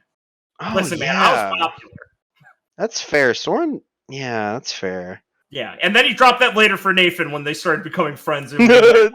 Honestly based. Honestly funny. Honestly based. Literally, Okay. like as I said, I'm saying it again because it still makes me laugh. The Wario and Waluigi of our game was Lily and Nathan. It was so perfect. It's just true. It was so perfect. Anyway, It's just true. So, age 23. Why? Why 23? We've already gone into it. this will be so All much right. more confusing when you hear. Here is the part that's really going to get you going, boys. Height 5'2". Okay, Imagine. We need to talk. Okay, no, we need to talk about this. Richard, do you remember that it wasn't 5'2"? Yes, I remember. Do you remember how short it was exactly? I It was forget. like 4 or 5. It was like 4. Jesus. That's legally a midget. Literally, That's legally a Matt midget. didn't understand height. That's base. So he applied it with a character who was unironically. I'm gonna play like the midget character. like unironically a short fantasy dwarf height. Like That's how women work, right? literally, this is how women work, right? All right, boys. I will honestly, give it to Matt. He was a big black man, so Okay. he probably didn't understand it. Fuck you. I've read ahead, and I'm gonna say, boys, if you are trying to do No Nut November, please leave. I know we're gonna lose views off this. Click off the video right now. Oh, Because yeah. Lily is truly imagined. Basically, I'm left. This shit is imagined here. Okay, get I ready, forgot boys. I forget how horny this sounds. Okay. I Oh my god, did Lily ever? Never mind. What am I talking about? Funniest shit in the world. Lily had one of the best romance arcs. We'll get into it later. Yeah. No, okay. Lily is a short redhead, black highlights. What? She wears her hair in a bun and has a pretty thin look to her and is a flat-chested. I'm sorry, he's fucking me up with this grammar. But her relatively unhealthy eating habits send a lot of pounds to her butt and hips. Ooh! Short stack, no Short chest, stack, giant imagine breathing tier, hip. imagine tier, Fat imagine fucking tier, imagine clapping tier, imagine ass. tier. Dick. Oh no, She- it gets better. It gets better. Okay, she works out and lifts a bit, but bad food is just too yummy. So she's probably never going to even out. So like she is even out as in like body shape. Yeah, I Like, so understand. Thank you. strategically fit and fat, bubble butt but fit. Like Jesus. This is dude. not how I ever imagined Lily. By the way, Jerk her off. art never reflected this. By the way, Not- literally well, never. Well, let's just say there was some creative license taken. I mean, Nathan Okay. said I don't wear ties, and he was immediately given a tie in his art. So, He was Okay. even an ascot. oh god, you're right. It was so much worse. Yeah. Yeah. Let's just Listen, say, I'm lucky I was very specific with what I wanted in my art. I can't. If I do it, I'm a hypocrite because I literally have shit in Romans that I just never ever did. Mhm. I just never ever did. I made Roman. He's a big blonde guy. That's it. Based. Alright. Okay, where Lily is from, she would be called a chav. A chap. Okay, comma, but more in how she dresses and a bit less in personality. Crossed out. Crossed. Okay, can you get off my back, you faggot? Sorry. She's nowhere near that slutty. That's all crossed out, by the way. I don't know what he means. No. Chav, but So not I guess slutty. he means, because when I think of chav, I think of like, I think of it's like the British gangster. I get it. white guy, like Yeah, I Chris. get that. But when I think of the female version of that, I just think of them wearing what the white guy would wear. Yeah, I don't think. I don't. Like, I guess nothing in my or nothing in my codex in my mind has a female version of yeah, that. that's a slag, isn't it? Right? Like that's what a I don't slag know. is. I don't know. All right, here we go. The common outfit she might be wearing: a crimson and black hoodie with the fur trim with the crop top underneath. When it cold, she'll normally be wearing some kind of sweatpants, but on a warm day, it's short shorts and fishnets. Jesus Christ! Yeah, not I'm slutty. not slutty, by the way. Crop top. She's with a imagined hoodie. here, dude. Shorts and a fishnets. 5'2", Jesus giant Christ. ass. By the way. Jesus Christ, Matt. Okay, to some man. dude. This is why I jerk off before I make characters. To sum it up, that's why I've never played a girl. To sum it up, she dresses up in a weird mix of urban streetwear with a bit more pink. So what is it? Whatever.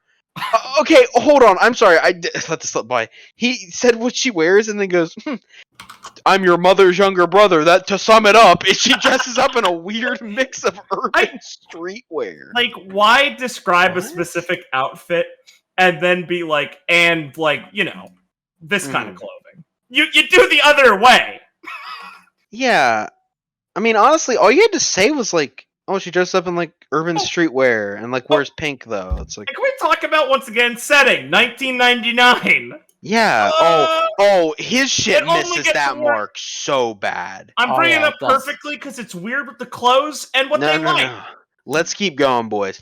Likes eating, playing / listening to music, watching movies, JRPG video games, and light novels. Oh, and raves? And going to raves? JRPGs and raves! Look, I'll buy JRPGs, maybe, but light novels? Secret of Mana, Lufia 2, Yeah, those games are the holy grail of my childhood! You know, I really love Super Smash Bros. Melee, and my ringtone is the Shine Spark. But at least timeline-wise, that can exist, right? What the fuck is she getting a light novel from? Okay, hold on. Let's go to dislikes. Let's not get hung up on light novels. Okay. Dislikes, bitter things, sad endings, self-absorbed people. Hey, that actually carried over. True. Tedious tasks, bullies, eating healthy foods. Okay.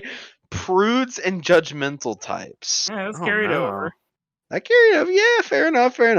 I'm sorry, were one of the categories favorite food, or did he just invent this? I'm pretty sure he invented that. I don't remember making one for Roman. That's so awesome. Yeah, he just put in favorite foods. Alright, favorite food: chicken and chips, parentheses, french fries, fruit juice, and sweet drinks. Okay. Oh, things you might find in her pocket: pack of smokes, first gen Nintendo DS, some Holy mints, shit! and an MP3 player. Holy shit, she's a time traveler! 1999, cut it! Yeah, this reads like shit that Richard just didn't read when he accepted this. Oh my god, I fucking love this shit, dude. Okay, what are we at now? Okay, everybody, say it with me. What's the Arcana? Blake, Liam, what's the Arcana? What? Oh, you know fuck. it. You know it. You know, it's so obvious. Chariot? Star? Ooh, Blake was so close. Strength. Damn. It's strength. It's strength. It's strength. But correct. It's strength. It's strength. Fuck, it's because I know this, because I've seen these before, but it's been so long. Fair enough. Alright. How the Arcana fits my character. Me. I'm Matt. Arcana. Strength. Naturally getting into fights a lot when you're 5'2". Didn't make her in the initial draft. By the way, fuck you. It didn't make her the most popular kid around. That made life a bit lonely, but she grew into it. This made it easier to focus on her problems. She doesn't cling to the past. Even the death of her parents doesn't particularly bother her, at least that's what she says. Awesome. But the one thing that stands out in her is that for all the things that happen in her life, she endures with strides. The moment she was able to get out of the orphanage, she did, and started to do a bit of traveling, hitching rides, and doing a lot of couch hopping, going wherever the roads took her. Parentheses, and crossed out, by the way. After thinking about it, calling her a tsundere wouldn't be too far off. Oops.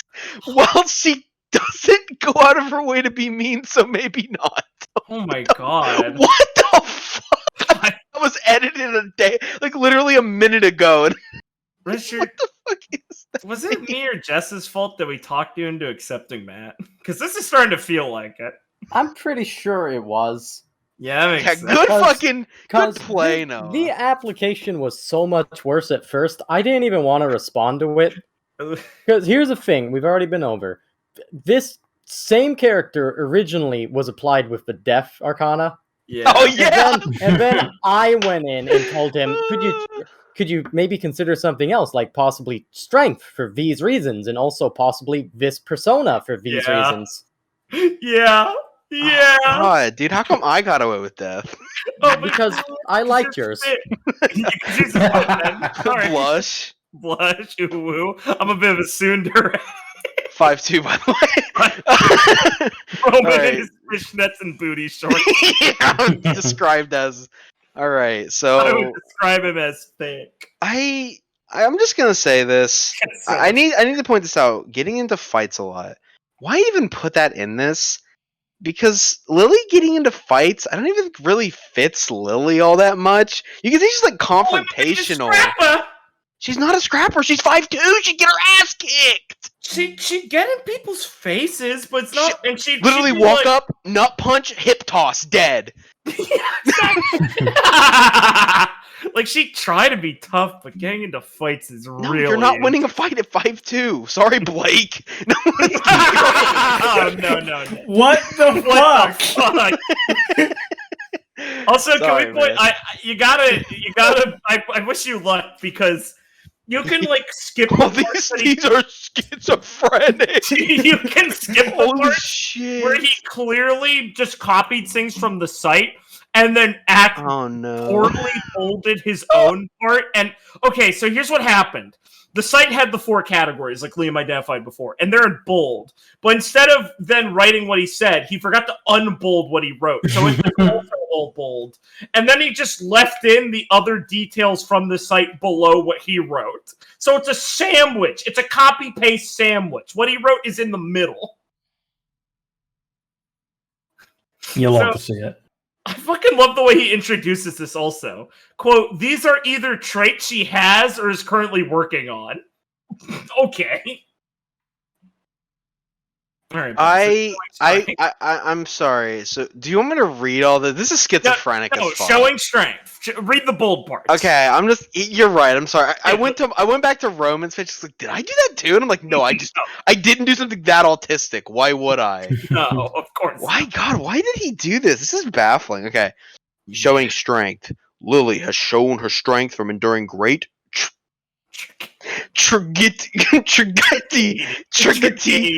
tragedy and is isolation from her peers. But wait, what? Okay, but beyond that, he meant physical and inner. No, you are not gonna He knock me out. misspelled strength.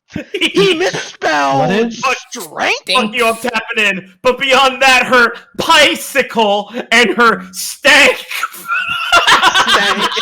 Oh my and her God. inner stank. Bicycle and inner stank. Okay, I Damn, need, this bitch is stanky. I need to say again. Click on those little red lines. It's really helpful. Yeah, it'd be nice. All right, listen. This is all shown because for years of brawling with schoolyard bullies. Bullshit. Bullshit. All right, She being didn't go to patient. school, I thought.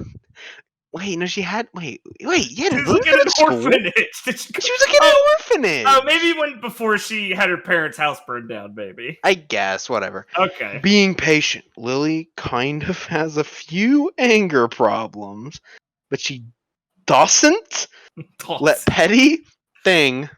God damn it. He didn't put an S to get to her, nor doesn't she keep grudges. Why did he get doesn't right the second time? The thing is that it take either constant prodding or striking. He left the E in a specific nerve to get her Holy back. man, this is a specific fucking Specific nerve. specific. That You alone. can't make this shit up, Matt. God damn it. You can't say specific. Specific. This whole application. I is am scientific. I am autistic. I can't Yes. believe this reads like a fucking retard line if you have lower than 3 intelligence in a Fallout game. Okay, All right, please, that please pray along with just Lily plain out smash. dickish. Not No, necessary. no, Dick Oh, is shut the fuck this. up! Shut the fuck up! God, Noah, you fucking troglodyte, calm down. You can't. That along with just plain old dicknishness. Dicknishness. Not necessarily talking shit about What someone. does that mean? I'm sorry. How the fuck did he spell dicknishness? What? No, it's like dick. Okay, imagine Christmas. Now put dick in front of it. Take out the CHR. Richard, It's dicknishness. Richard, why did you let someone that couldn't read into your game? I think he had the thing where your eyes can't read well. Yeah, he did. But like this guy, like also had a variant of dyslexia. He wasn't. He 100% did. Right. Hold on. That's why it's just so funny outside of the spelling mistakes. Not necessarily talking shit about someone because everyone gossips. Things like outright being rude, and when she gets going, it's really hard for her to stop. This has gotten her banned from one or several. Several. No, it would still be pronounced several fast food establishments. Thank God you didn't ask me to read this. I have a panic attack. But maybe it's like autocorrect in your brain. No, hold on. You know? Crossed out. Go, let him speak. I was gonna mention that at the end. I'm just silencing them. Crossed out. But maybe they should stop getting her order wrong on purpose. That's purpose. Purpose. Holy shit. Lily, quote, has gotten banned from fast food establishments and thinks it's a conspiracy. I'm fucking losing it. I forgot some of this shit. I love that. This doesn't make any sense, though, because it's like she's patient. But she also just, like, is pissed off sometimes. She might not be patient. She's just not patient. But in reverse, she's not. Honestly, I don't think Lily was very strength by the end of it, huh? Hell no. Well, I mean, compassionate. Lily was at least compassionate. Fair enough. Lily was a bleeding heart. Lily was such a bleeding heart. Fair enough. She was trying to, like, she felt bad for Jaresh at the end when he was just an old guy with, like, memory issues, remember? God. Honestly, I feel really bad for you. That was a pretty good moment for Lily. Man, what happened? Because she went through a whole arc for the Legion arc. She had that was at the beginning and learned a lot. It was nice. It was nice. Yeah, everyone had moments. Everyone did. Yeah, that's fair. For Nadia. Yeah, fair enough. Nadia literally never did. Nadia didn't have bad moments either, though. Nadia wasn't a character. Yeah, best like spot filler. Look, because someone had an autistic obsession with having 6 players. Yeah, look, someone did. But look, Witch, if you ever watch this, I love you, man. Nadia was boring as fuck. Yeah, Witch. I never hated Witch was base. I was friends with Witch. We talked for a while in the first game we were all in the while. I liked Witch. No, he's a good guy. Yeah. Really nice. Nadia just was boring as fuck. Literally was there to give us teleports. Literally. Nadia was just a mage in Classic WoW, just giving us teleports everywhere. Literally, as he said, not a character he's comfortable playing, and it showed. Yeah. Dane also had Goodberry. He'd have, like, fruits that would grow. Also food, water, and teleports. A true mage. Oh my god, that's base. All right. Where were we? Being compassionate. Lily is a firm believer in second chances and is able to give others their space as she doesn't really like to get involved in drama herself, but she's a good listener and doesn't really judge as she's no saint herself and feels making others uphold unreasonable standards dumb. But she has to work on actively going out of her way to comfort others in genuine acts of kindness. And maybe fixing her moral compass. Okay, but it's not like she's just gonna. I'm sorry, but it's not like she's just going to let other get hurt if she can do something. Crossed out, but maybe steal their wallet. This is my halfling rogue. Oh my god, I'm gonna pass out. That's really funny. Oh, okay. Comboing into this, achieving soft control. This is something Lily has to work on. Holy shit, I just read Based. She's typically the first person to throw a punch, and she's not. And isn't the most Charismatic, as in care. Charismatic. Charismatic. Subtle. Written phonetically. That's where he put a B in subtle. That's funny. or all ound. Good with words. But when she won't just stand when someone she cares about is in need. William Blake, you're not just gonna sleep on charismatic, are you? Charismatic. I'm laughing. He's got the whole squad laughing. Ben, do you All need tagging or do you got this? Me? Yeah, you got this? Yeah, I got this. The fuck do you mean? Babe, let's go. Fuck off! I'm proud of you. Sorry, I thought I heard your brain Persona. melting. No, what the fuck is wrong with you, psychopath? You got it. All right, Persona. Honestly, boys, even saying his name, I still get chills. Celebrate! Hey. Celebrate. Okay. Another honestly, person who had the weirdest fucking relationship with her Persona. No, Lily and Celebrate I actually liked a lot. I enjoyed... Because Celebrate was a dumb dog with a dumb Literally, Celebrate really was a dumb dog. It was based. And Lily bent like wildly would switch between Celebrate and Neil, and I'm getting out the spray bottle. Like it was really interesting. I will She'd always let him have some stuff, but then she'd be like, "I'm yanking the chain." Okay, can I say that one of the things I still remember to this day is when Celebrate was like, "Yeah, I just want to like chain up a woman or something," and Lily was like, "Wait, what?" He's like, "Yeah, you'll be that woman," and she's like, "Whoa." No, hold on. No, wait a second. No, I'm so not gonna do that. Celebrate just didn't understand that. No, I don't want to be your Xana, Celebrate. What the fuck are you talking about? Celebrate, from eating cans to I'm going to make you my fairy princess. I will make you my princess. True MGTOW. No. This will not happen. All right, so Celebre, he's just based, and Lily, despite he really doesn't describe what Celebre is. Also, not really. So Lily, despite kind of dressing like a bit of a party girl, she's actually a real hard ass and takes herself rather seriously, always trying to push forward and not one to be reckoned with. Though at the same time, she would like to get a better control over her heated nature. But because of her bad home life, it's made her a bit impatient and intolerant of others. But beyond that, she's really guarded. She doesn't want to be at the mercy of others like she used to be when she was growing up. That's why I think Celebre fits this, because its growth seems to match her own. Blake, you'll love this. This makes no fucking sense. Can I talk about this real quick? Sure, okay. Okay, so Celebre, you're right, it doesn't talk about Celebre all that much. 2, this was clearly something he did not re-edit, because did Lily have a bad home life? I thought she liked the orphanage. No, he means before that when her house burned down. Yeah. Okay, so she did have a bad home life before going to the orphanage. Yes. Okay. I think originally. Original. I think the thing that Matt was always trying to go with in his head, but he never cleared with me, but I understand. How can you know madness, but go ahead. Yes, exactly. So I think the thing he was always trying to go with is that his dad, Lily's dad, was like was like abusive. Yeah. And her mom was like the let it happen, but I'm sorry, daughter, I love you anyways. Enabler type. Yeah. And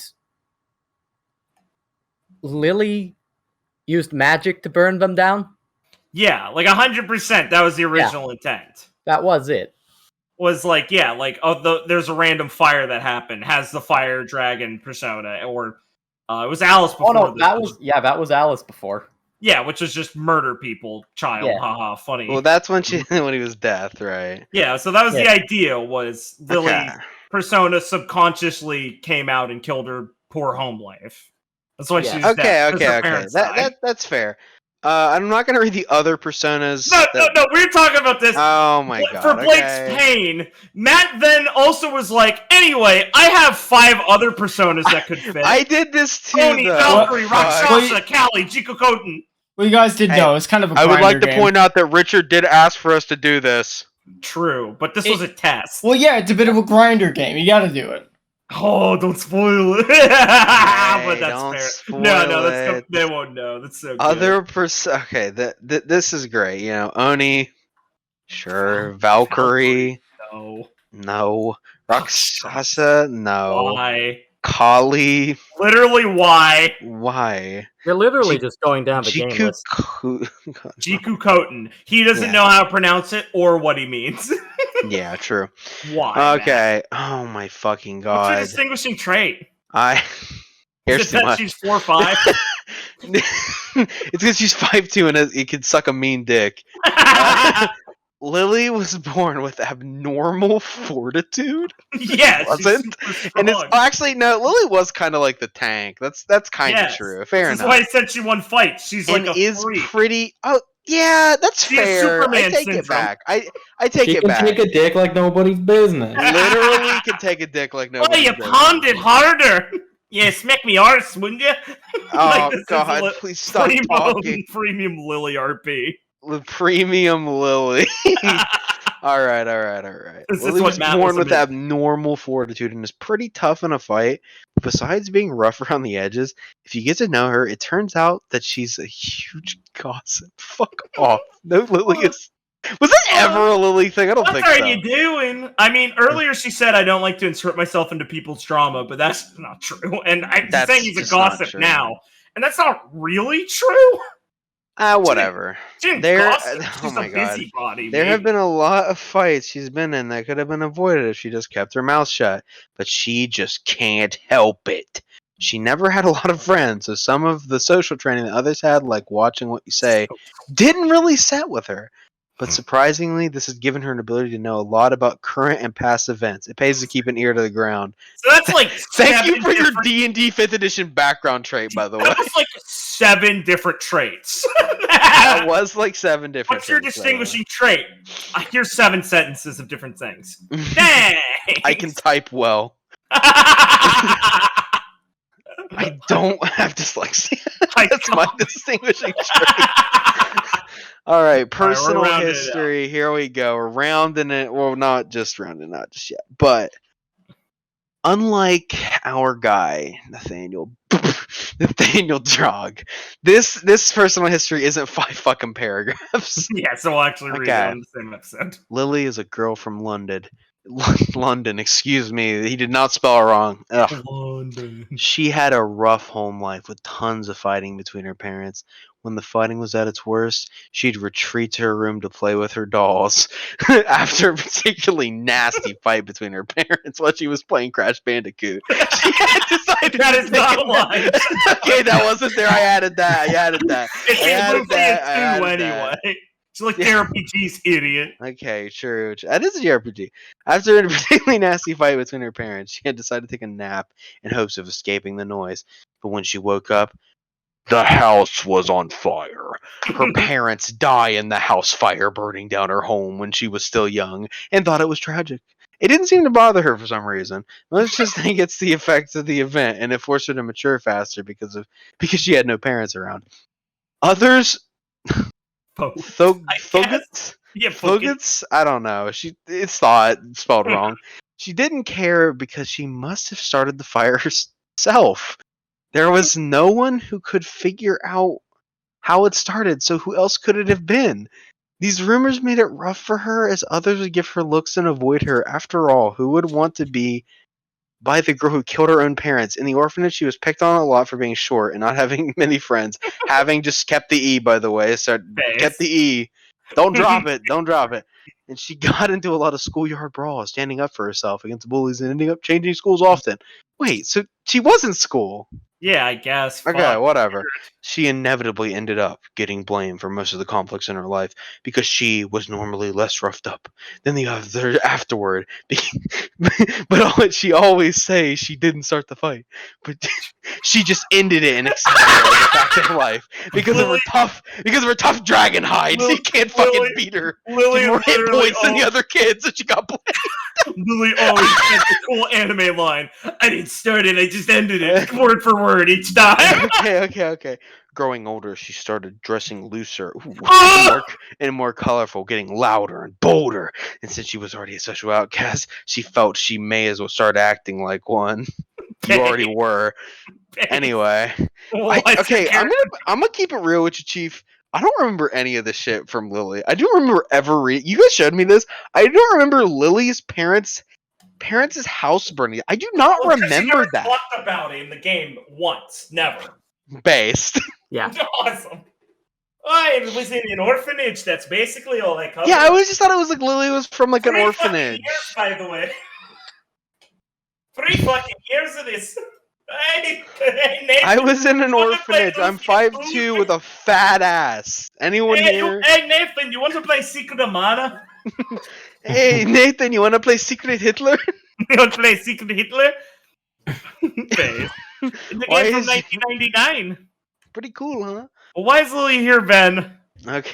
I'm still asking that question to this day. Why is your character here? At this point in her life, Lily's just trying to figure out what comes next. She, more or less, just sent a ton of letters to a ton of schools at once, figuring she'd get in somewhere because her grades aren't that bad. Hello!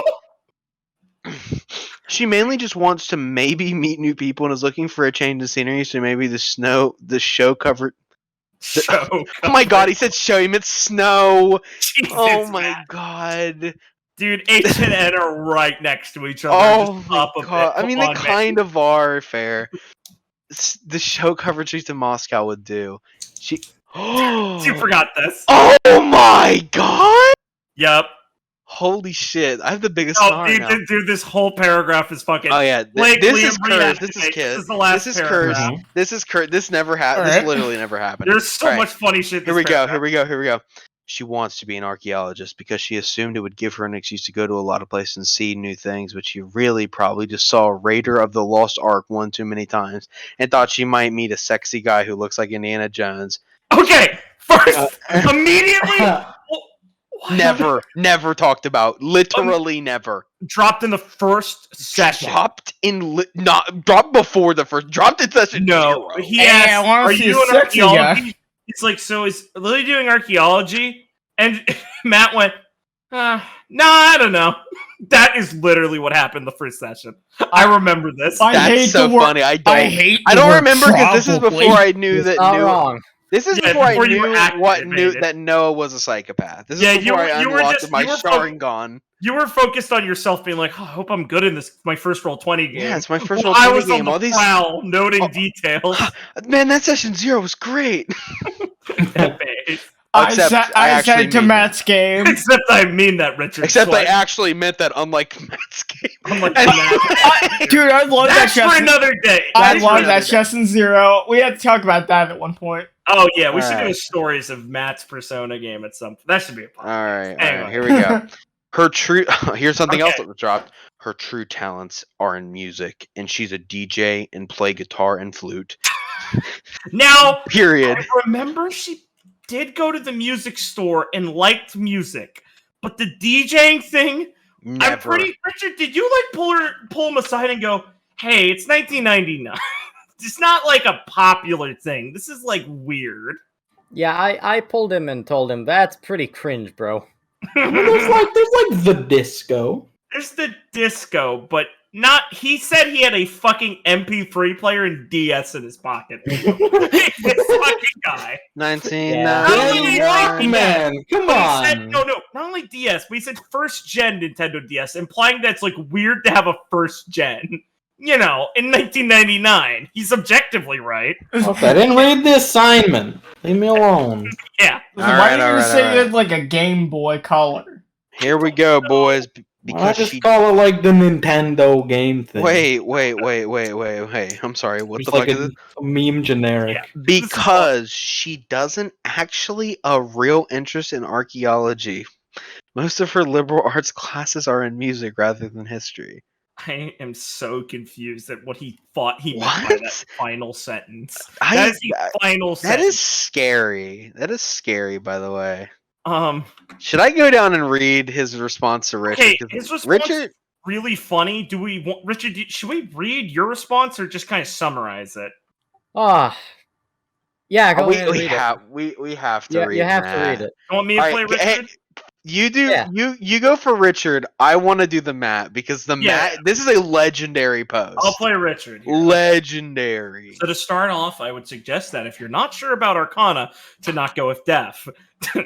I love this fucking response. This is Richard at gunpoint. I'm about to start flexing, by the way. Being forced into doing this. Yeah, Ben, get ready. I'm literally flexing. Def is a hard Arcana to pull off correctly. Damn, Richard, what the fuck?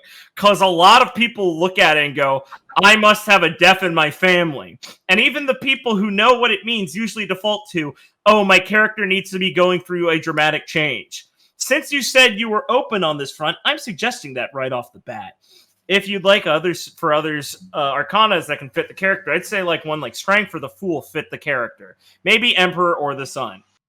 I think Strength is the most likely because of the character's personality and the fact there's obviously still parts of her she needs to get a grip on, as Strength involves both showing strength and compassion, but also emphasis for the need of soft control and patience, something the character needs to work towards. The persona would obviously need a change in this case. I'd hate to break the Alice theme in the backstory you've got, but there are other, because like Alice in Wonderland, do you get it? She left and went to Wonderland at the orphanage. Matt didn't mean that. You're being so fucking generous, Richard. I am so generous in my responses. There are ones that fit pretty well. A persona, the first and forward determined, could represent the character in the present, while a resolute and calm one could represent the mark of the character wishes to. From what you said, the character seems like a social misfit rather than the edgy type, so I'm pretty okay with dead parents trope in the scenario. I understand that's kind of the event that changes a character, but I'm open to see how you'd handle this with this character. I'd like to caution going forward to think how this still affects the character, but not dwell on it. It's tragic, but I don't really think it's the kind of tragedy to make a character like this overly broody. Traveling is going to be a reoccurring theme of the game. A character that's seen too many indie movies would actually fit quite well with some of the ideas. God damn, Richard. I'm so sorry you were forced to respond like this. So I would advise being a student because that's the simplest explanation for being present in the game and offers some character motivation for sticking around. Right, he wasn't a student in the first draft. God, I wish we still had that. Still, it's not strictly required to be a student. Jesus. So long as you have a reason to be around where the party is stationed, if you'd like to go with that route, we could work on how that would go. Also about the time, that's just time schedule shit. All right. Yeah. Response, Matt.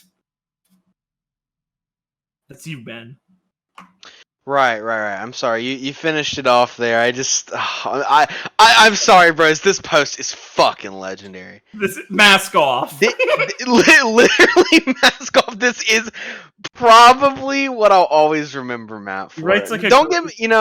I think I've always been a little hard on Matt, and I know Blake will post. We'll put it in the video of me going, "Matt's a good guy," because I know he still has that fucking. Ah, damn it! He called you out, Blake. I was so excited. Literally, get fucked, retard. Listen, I like talking to Matt. He was Matt. He was weird, but I still like him. He was a weirdo, but he had his charm, and he was never a problem to be around. He was never an antagonistic, mean, or nasty guy. Very nice to get to know. Very ridiculous person, though. They're okay. Boiled down to its purest form. Literally, I love the degeneration of the joke. It really got funny. That was so fucking good. All right. Here we go. Here's the legendary post. Give me 1 second. Right. Sorry, I got some mucus right now. Nice. I made some changes, so tell me what you think. Mainly, it's in the description of her, and I changed her persona and Arcana. Lol. Glad Lily didn't come off as edgy. That was something I was a bit worried about. That because she is based on a character I made for her World of Darkness campaign. The famous. Wait. Oh yeah, I'm sorry. It's not in the post. Right. This doesn't come up. Matt would later reveal, under scrutiny of people talking about his character and how she's stagnated years later, and it's like, Matt, what are you doing with this character?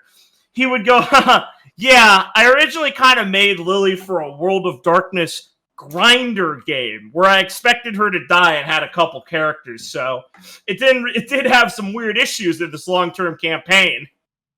This man doesn't think about literally the current second, let alone the next one, because he lets things like that slip.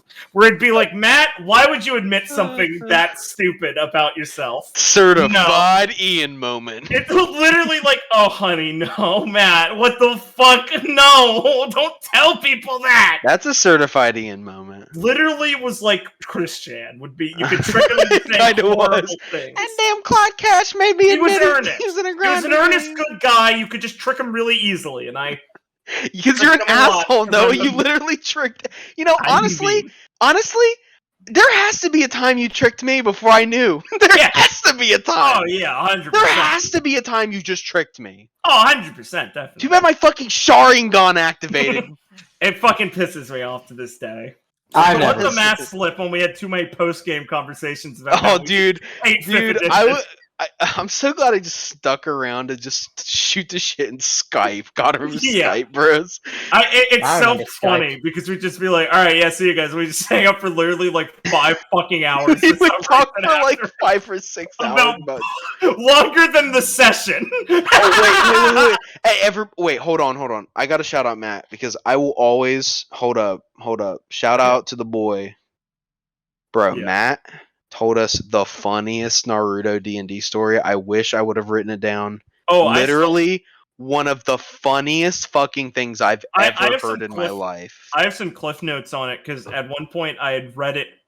It was so fucking we're nearly done here. We'll finish up, but this story was so funny. We'll probably cover it another time because I had read the story from the guy he was telling us about's perspective on 4chan because he went to TG to complain about everyone else in the GM.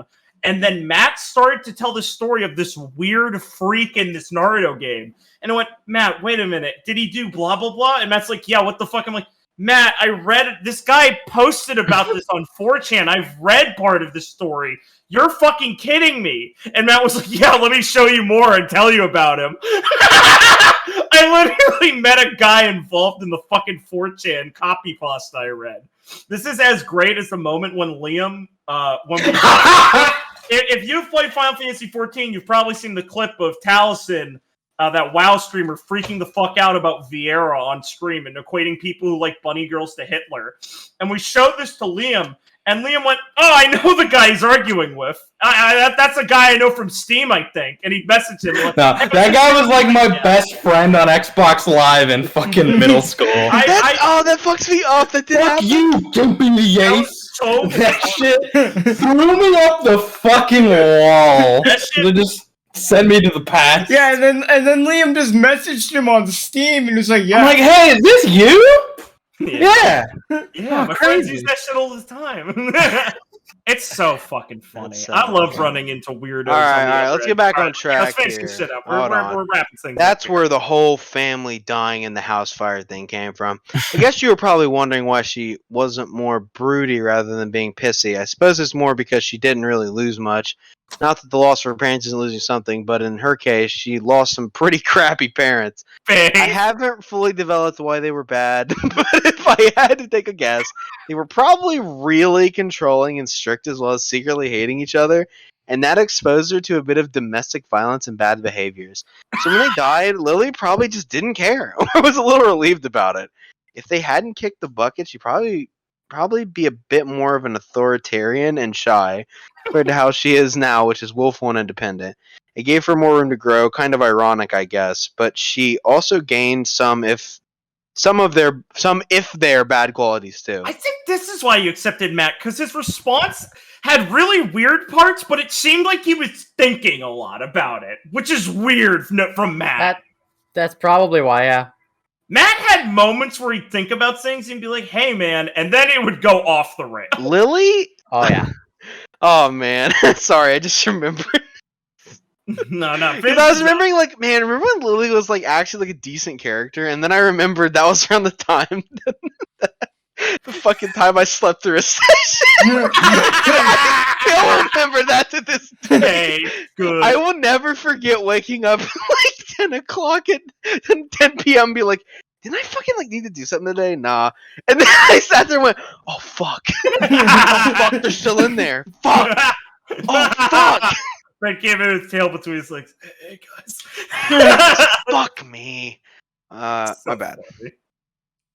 Okay, so by the way, I wasn't sure what you meant when you said my persona would need to change. Given that she was supposed to change to better fit her in the Arcana, did you mean to give her a persona that was one way to start, but would probably change as she develops, like in the games, or did you mean I need to pick a new persona? Also, don't worry about the thing with Alice. I was kind of just going for a stretch to get that to fit. I just thought it was cool, XD. Steve! As for my character's reasons for being around, I understand it would be easier to be a student, so I changed it a bit, so it at least seems believable that she would go to college. Feel that one. Oh my god. I think that's a good place to close the Roll20 compendium for now, bros. What did you guys, you intrepid scholars, Velvet Room members here, guests of my Velvet Room, how do you feel? Like this What is was a wrong with me? this is a never-ending well that we can always come back to. 100%. This is what I literally lived off of for 3 years, entertainment-wise.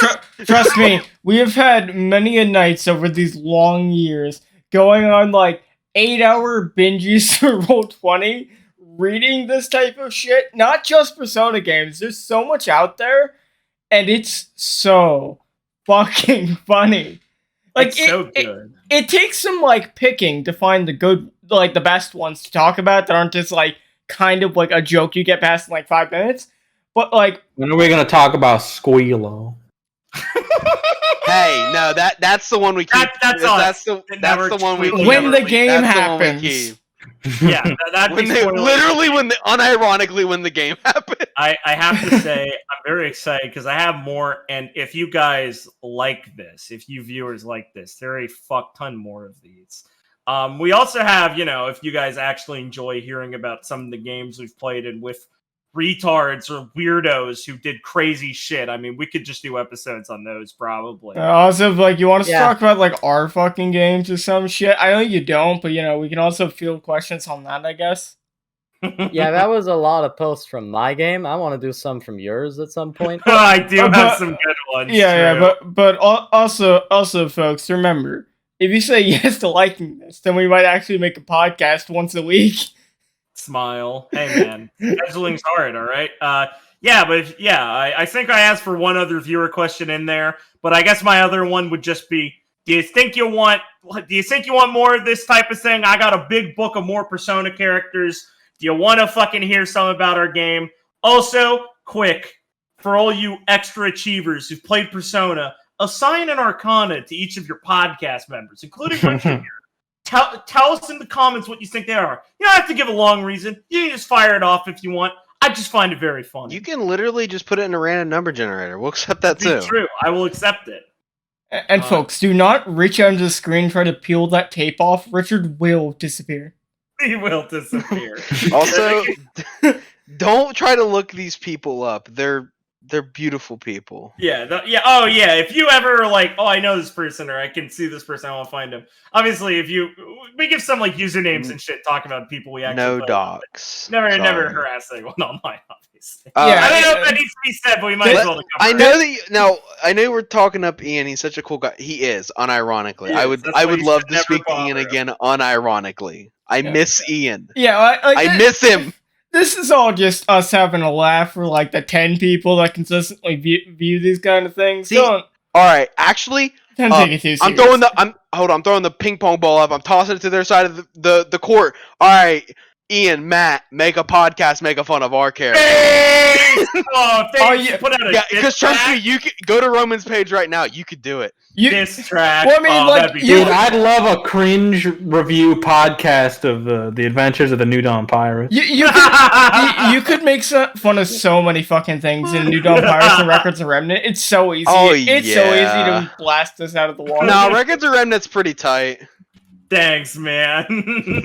For the first thanks 20 episodes or so. I'm sorry, Blake. You had that other guy in there. I can't remember his name anymore. Was it Liam? I think it was Nathan, but Ben, Liam. Yeah, but if What? Matt, Ian, and King, Dom, and Rustage want to get together and make an They can do it whenever. Oh my God, King Dom. We need to talk about Replace King Dom at Rostage some point. with fucking God, what's his name? I've literally forgotten since we haven't watched Grid Yeah. Review in a minute. What's his Eddie? Replace Rostage with Eddie. King Dom, Rostage, Mad Nettie. Yeah. Nah, Ian wouldn't dare. And that RWBY guy. The Alliance of Evil. That other guy, I don't remember his name. Vaseline Face? No. Save that. That's a whole episode. Okay, we just start going Like off I on said, RWBY YouTubers. If you like this episode, especially, I've said it again, just say it there. If you'd like one more focused on some funny RWBY apps, we have those too. Give us your thoughts. Do the little funny Arcana game. Oh boy, do we have those. And if you really like this episode and you want to show it, besides doing those lovely comments, like the episode, especially give a nice comment to welcome Richard back on the program. Thank you for showing up, Richard. You feeling like showing up to some more of these? That'd be cool, man. Yes, the reports of my demise were a bit exaggerated. I still have stuff going on that limits me to only about one or so game a week, but I could potentially make more of these podcasts. Excellent. That's great. They're pretty flexible, so it's mostly just like when we can do them. So there's no like. Oh fuck! pressure. You missed the 5th edition one, Richard. Fuck. Guess we'll do It's another. when we finish the 5th edition module, I think we can do a podcast talking about 100%. everything that happened and 100%. how dumb Wizards of the Coast is. I mean, we can also use that as an opportunity to show the fans like the. What they made, what they play, like what the DM saw. What they played. Dude, that is literally like, you know, you're eating a big meal and there's like, you know, you get that dessert at the end. That's literally my dessert right there. I'm so excited. I cannot fucking wait to make that bitch. So, as my long and multiple interruption by myself and others ending spiel has gone, thank you for watching. Do the like, do the comments I listed, and subscribe for more. We got these coming out, and we got a shit ton of content on this channel. One Piece game, we come to this channel one time. I had hard drive issues a while ago. It's caused the editing process to freeze. Records of Remnant will continue to come out as schedule available. And, you know, who knows what's in the future. So thank you guys for watching. Thank you guys for showing up. And we will see you all next time. Stay safe, everyone. Stay safe. It's pretty fucked up, fans, because I usually do that. Bye. See ya. Grab yourself a seat and keep those hands in the vehicle at all times. You're about to be taken on a ride through the untamed wilds of internet role-playing. Observe them in their natural habitat. So you head out. You know that would be funny! I didn't know there'd be consequences! Enjoy the splendor of their spurgery. Felix, who is the lion fauna, and feast your eyes upon the questionable creations of internet randoms. Actually, I've never DM'd before. This is the Supernova Safari.